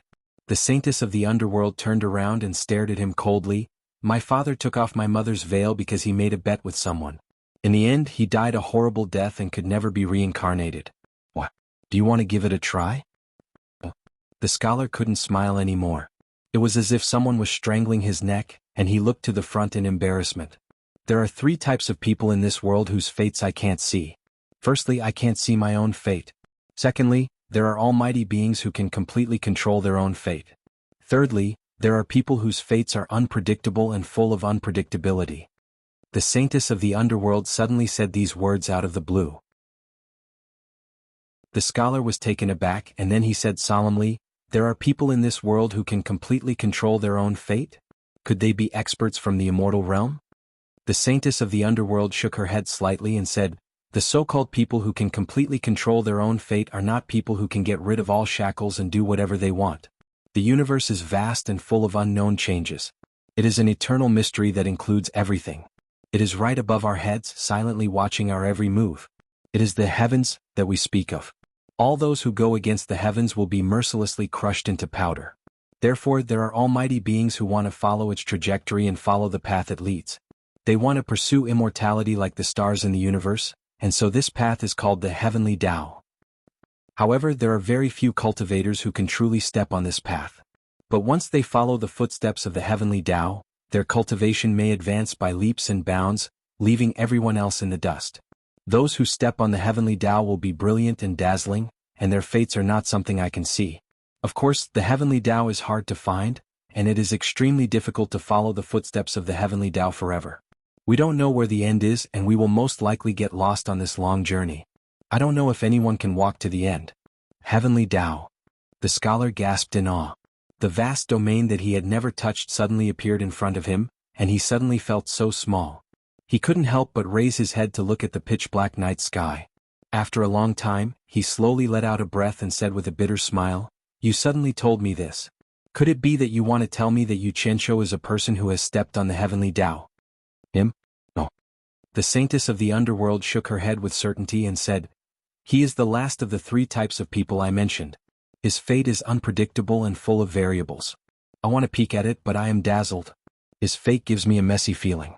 True and false are mixed together, making me feel dizzy and uncomfortable, and even nauseous to the point of wanting to vomit. I can't sort it out at all, and I'm afraid that even he himself is at a loss and is messing around without knowing why." Chapter 1048. The scholar nodded his head in amazement. To think that someone can have such a fate. It's not an exaggeration to say that fate is unpredictable and full of variables. But then again, it must be extremely rare for someone to have such a fate. Can we say that this is a person with a special fate? The netherworld saintess nodded her head and said, there is a saying that this kind of person is someone who makes a living in the cracks of the heavenly Tao. It is equivalent to giving him a different path from ordinary people and letting him live or die on his own. It's just a matter of whether he can walk to the end. It is unknown whether this kind of person is favored by the heavenly Tao or abandoned by the heavenly Tao. No one can say for sure what is going on. It is precisely because of this that it is full of variables. The scholar didn't know whether to laugh or cry. He said, but you gave the token to such a person. According to what you said, how can he be considered a noble person? Could it be that you want to see if he can walk to the end? The netherworld saintess thought for a while and didn't reveal that she didn't give the token to Xianxia. She only said indifferently, I am just saying. Whether he is a noble person or not is relative. I am just guessing if someone like him, who makes a living in the cracks of the heavenly Tao, can pull some people whose fate is already fixed to another fork in the road of fate? The smile on the scholar's face gradually froze. He squinted his eyes at her and said, you are saying that he can change my fate? He suddenly faintly guessed that the reason why she said these words to him for the first time was to tell him that his fate would not be any better in the future. As for Xianxia, because he lived in the cracks of the heavenly Tao, because he had no fate to speak of, he could not abide by the rules of the game. He could do things that others could not, such as changing the fate of others. Although he didn't know if the fate he changed was good or bad, as she said, it was only relative whether he was a noble person or not. Therefore he deduced that those who were bad to Xianxia would naturally return the favor. Those who were good to Xianxia would naturally receive the corresponding retribution. This was the difference between good and bad. Otherwise, why would she give her token to Xianxia? There was a suspicion that he was trying to express his goodwill. Smart people would often think that they had seen through the propositions, but they would often be fooled by their own cleverness. As for whether it was good or bad, only time would tell. At the very least, that was what the scholar was certain of at the moment. The saintess of the underworld abruptly stood up and turned around to pick up the silver urn. Frowning, she said, I've already told you that I can't peek into his fate. This is your own wild guess. All right. You've been bothering me for a long time. It's time to go. The scholar put down his leg and stood up as well. He opened his mouth as if he wanted to say something, but when he thought about the other party's habits and temper, he knew that it would be futile to ask anything else since she had already asked him to leave. Immediately he moved to the outside of the wall in a flash. Seeing that she was doing that boring thing again, he couldn't help but shake his head and leave. Strolling along the small path in the forest, the scholar raised his head and lowered his head from time to time. His feet were bare and he seemed to be thinking about something while sighing. Unknowingly, he had returned to the side of his pavilion. Then he turned around and looked in the direction he had just come from. His gaze became firm as he quickly walked back into the pavilion. When he arrived at the window upstairs, he rhythmically knocked on the windowsill. A silver light flashed and 1,000 silver-armored soldiers appeared outside the window, waiting for orders. The scholar muttered to himself as he slowly ordered, immediately investigate the whereabouts of Xianxia. Report back to me as soon as possible. The silver-armored soldiers were startled for a moment. Then they immediately cupped their fists and said, yes. Then they disappeared in a flash. Just when the scholar was about to sit back on the rocking chair, a ray of golden light pierced through the night sky and instantly reached the window. A dignified man dressed in an exceptionally gorgeous golden robe appeared. His slender eyes flickered as he glanced at the rocking chair by the window. Then he opened his thin lips and said, Bai Qi, you seem to be living a leisurely and carefree life. How can I be as leisurely and carefree as you? It's dark here and there are a lot of people who don't listen to me. Unlike you in the beautiful and colorful immortal realm, where no one dares to disobey your orders. The scholar placed his hands behind his back and revealed an arrogant expression as he mocked. Jin Tai, you don't come without a reason. But what do you want from me this time? It turned out that this sudden visitor was the Supreme Emperor of the immortal realm, Jin Tai. One was the Supreme Emperor of the underworld, and the other was the Supreme Emperor of the immortal realm. The scene of the two meeting was not something that ordinary people could see. It's a meeting between old friends, no need to be so harsh. Jin Tai said with an expressionless face, when you came to my immortal palace, I welcomed you with open arms. How can I block a guest outside the window like you did? The scholar snorted coldly, but he still turned around and left with his hands clasped behind his back, opening up the window. Jin Tai teleported and appeared inside the window. Like an indescribably noble emperor, he slowly and majestically paced around the pavilion, examining the furnishings inside. He shook his head slightly and said, "It's still those rotten things, old-fashioned furnishings? As the supreme emperor of the underworld, why do you have to live such a simple life? No matter how simple and plain you are in the eyes of others, you are still the emperor of the underworld by Qi who slaughtered millions of living beings in the underworld. No one will say anything good about you. A king should act like a king and you can't lower yourself." "A rotten thing?"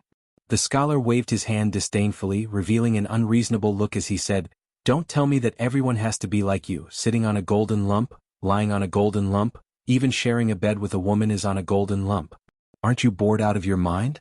A tasteless guy like you doesn't deserve to point fingers in front of me. Of course it's a little simple, but it can't be compared to you. Every day there are a lot of people singing your praises in your ears, and there are groups of beautiful singers surrounding you to serve you. You live like a local tyrant in the world. I really admire you. Groups of beautiful singers surrounding me, but they can't be compared to you. You have a beautiful woman like Hei Qi to serve you. Why don't we change our taste? I'll give you a group of beautiful singers, and you give me Hei Qi a group of beautiful singers for you. You won't lose anything." Jin Tai clasped his hands behind his back and looked at the complicated files on the shelf. Although he was joking, his expression and tone were still harsh and cold. It seemed like he was not born to joke. "Do you think everyone is as perverted as you?" The scholar rolled his eyes and suddenly sneered, "It's not that I can't change it. I don't need those rotten things that you have been spoiling and trusting. However, I am a little interested in Jiwu. Why don't you give Jiwu to me and I give you Hei Qi? What do you think?" Hearing this, Jin Tai slowly turned around and stared at the scholar for a while. Then he nodded, "All right, but not now. When I'm tired of playing with her, I'll change my tastes with you." If someone were to hear that the exalts of the immortal world and the exalts of the netherworld were actually discussing such a dirty deal, what would they think? They would probably feel ashamed of their own inferiority since they could even exchange their own women at any time. Especially Ji Wu, who was about to be married. If she knew about this conversation, how would she endure it? The scholar's mouth twitched and revealed a defeated expression. He waved his hand and said, "No wonder even your name has the word D in it. You are simply a natural pervert. But what do you want from me?" "Nothing, I just suddenly wanted to see you."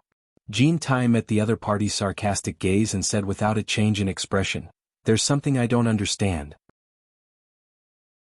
How could a lowly pawn of my immortal world receive the favor of a dignified netherworld emperor like you and even give him the netherworld emperor's token? You didn't even give it to that woman Hei Qi. Also, the army of Onyx and that person from the immortal world called Mu Bing worked together to kill that pawn. Why do I feel that this matter is a bit strange? He is also a small character, so how could he mobilize the army of Onyx? Is it related to my external affairs commander? This happened in your territory and with your influence. Don't tell me you didn't investigate the inside story. You and I have an agreement. In order to maintain our respective rule over the two worlds, we must exchange what we need. So, I hope you can be honest with me." The scholar looked at him with a smile, but countless thoughts were running through his mind. This fellow was cunning and vicious and could even be said to be inhumane. He had already experienced this before. Some things could be said, but there were also things he absolutely couldn't let the scholar know. The theory of fate involving the saintess of the underworld naturally couldn't be leaked. Otherwise only the heavens knew what would happen. "What are you laughing at? Could it be that you're behind this?" Jin Tai's slender eyes narrowed into slits, flashing with a cold light like that of a venomous snake. "I just find it strange. With your arrogant eyes, why would you pick a pawn like Yu Qianqiu to make a song? You even specially issued a decree, so how could I not be interested?" The scholar sighed. "It just so happened that I met that brat at the dragon transformation gate. I looked at him from left to right in the dark and felt that it wasn't your style. Since you, immortal Emperor Jin Tai, wanted to praise him, how could I, by Qi, stay idle? Thus, I asked someone to secretly give him a token. However, I reckon that even he didn't know that it was my Emperor of the Underworld's token. When he took it out, he was probably dumbfounded. It just so happens that I'm also bored. I want to see how that brat will behave in the future." After giving a bunch of reasons, he added in his mind, "Surnamed you brat, I spent a lot of effort to help you, so you should be thanking me in the future. Otherwise, with this old fox's viciousness, you'll be dead for sure." So that's what happened. Jin Tai's slender eyes slowly opened. He believed what the scholar said. With the other party's usual style of arguing with him, it wasn't strange for him to do such a thing. It would be strange if he didn't ask about it. He coldly snorted, "Ridiculous. Only someone like you who doesn't care about your status would do such a ridiculous thing. As for why I asked him to compose a song, you don't need to be suspicious. There's nothing shameful about it. First, Jiwu took a fancy to the song he composed. Second, I heard that the song he composed had an unusual flavor, so I could use it. As for after this, if he can display his talents to please me, I'll keep him if he's useful. If he's useless, someone will naturally take care of him. He's not worth worrying about. Let's talk about my second question. What have you found on your side?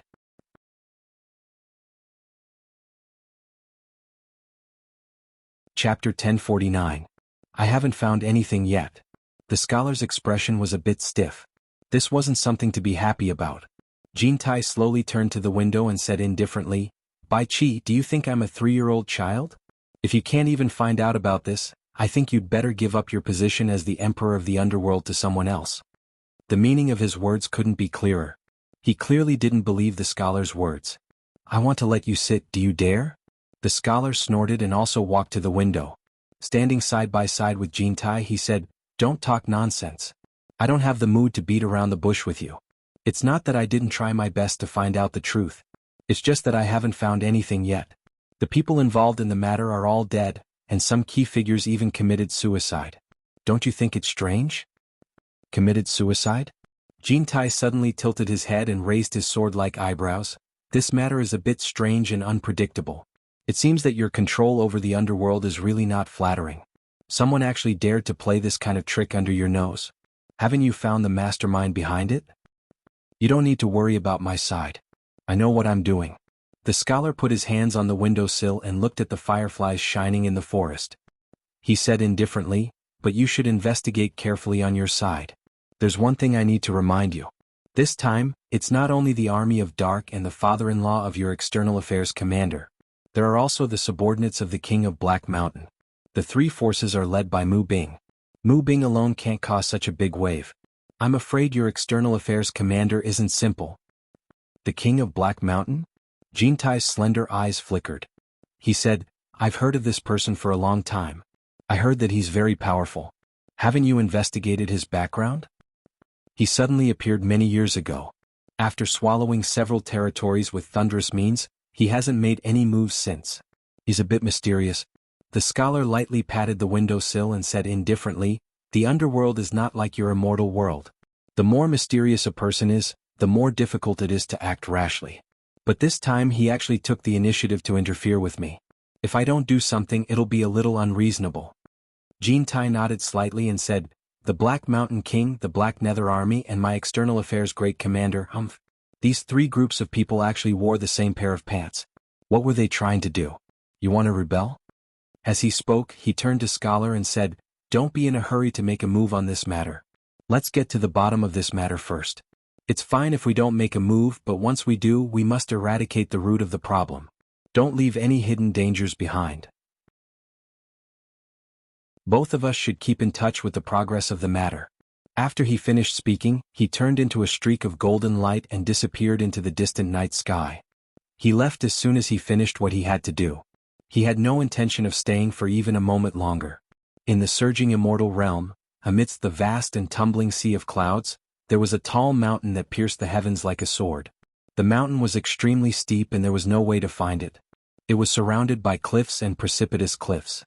Ordinary people could only look up at it and sigh. More than half of the mountain peak abruptly emerged from the surging sea of clouds. One could see the tangled vines hanging down from the surrounding mountain walls. There was no lack of inspirational eagles building their nests on the high and dangerous mountain. A heavenly wind swept through the sea of clouds. As the vines swayed, a series of resounding eagle cries could be heard. Several eagles drilled out of their nests and soared against the strong wind. Behind the mountain wall, behind the swaying vines, 14 unforgettable and awe-inspiring words were carved vertically in 3 rows on the steep mountain wall. The words were each tens of feet in size. The heavenly wind still pushed the clouds away. Even the ancient vines that were as thick as a child's arm could not hide the true appearance of the words. "The heavens are heartless and the earth is heartless. I think of you and I will also forget my feelings."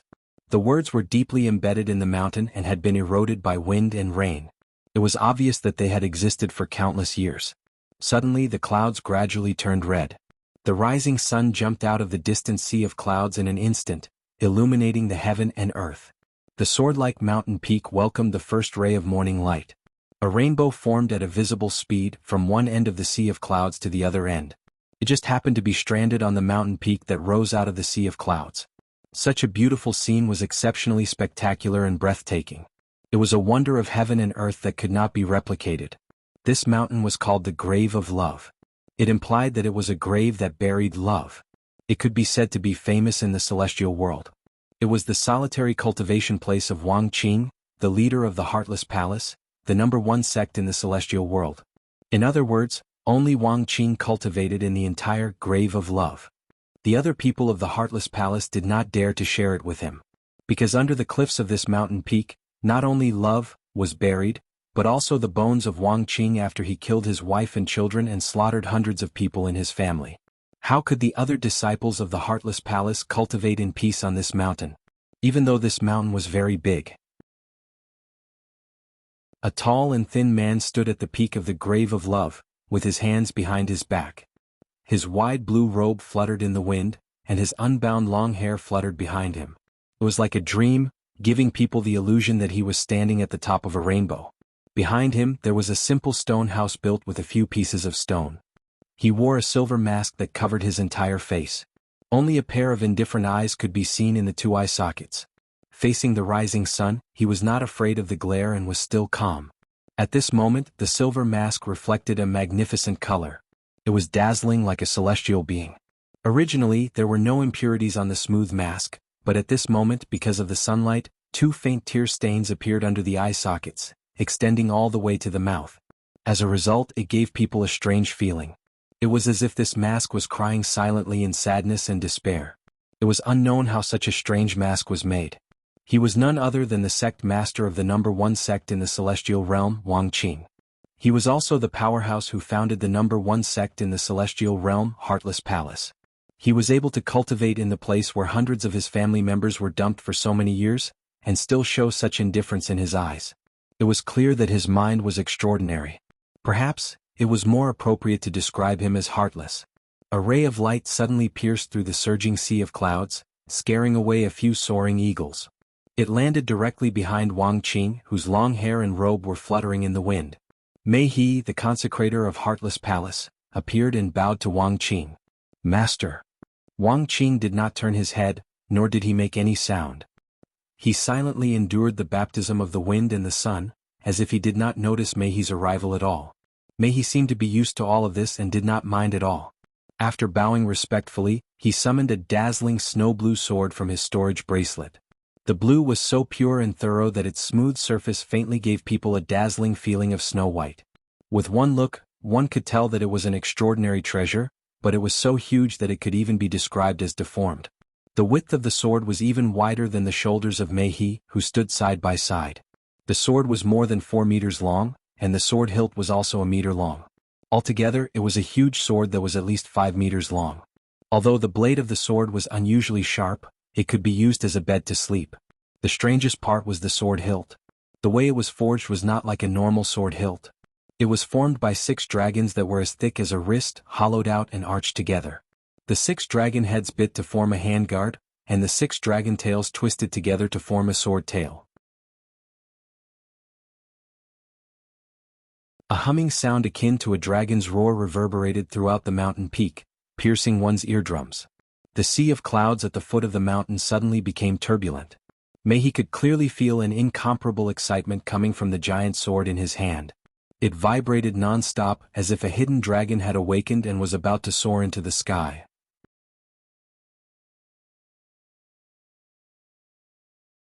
Chapter 1050. In an instant the feeling became reality. The giant sword that was 5 meters long slowly floated up from his hand. The sharp and piercing dragon roar became a continuous stream that surged through the sky and the sea of clouds. Countless gazes looked over from all the mountains under the sea of clouds. They did not know what was happening on the peak of the love mound above the clouds. This. Mei He looked at the giant sword, dumbfounded. He could clearly feel that the energy in his master's body had been withdrawn.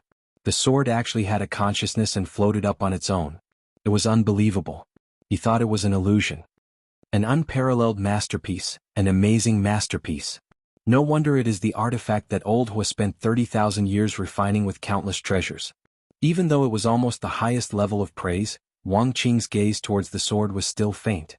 The giant sword slowly circled around Wang Qing that stood on the top of the mountain. The sword hummed like a dragon's roar. It was like a dragon that had been trapped for countless years had finally seen the light of day and its master. It also seemed to be praying for something. Artifact. How could Hua Xiaozi be willing to hand over such a good thing? He looked at the giant sword that was filled with spirituality and gulped. He put himself in Hua Xiaozi's shoes. If he had forged such a treasure, he would never have handed it over. Naturally, there are things that outsiders do not know. You do not need to know so clearly. A calm voice slowly came from behind the silver mask. One more thing is very important. Although this sword is good, it is only an unparalleled sword in the hands of others. It is far from the level of an artifact. It needs someone to activate it. It is a sword. It needs someone to activate it with a powerful sword essence to give it the life of an artifact. In terms of the strength of the sword essence, who else in the three realms but me can activate it? Sword essence? So that's how it is. I have learned. He bowed respectfully and stood up straight.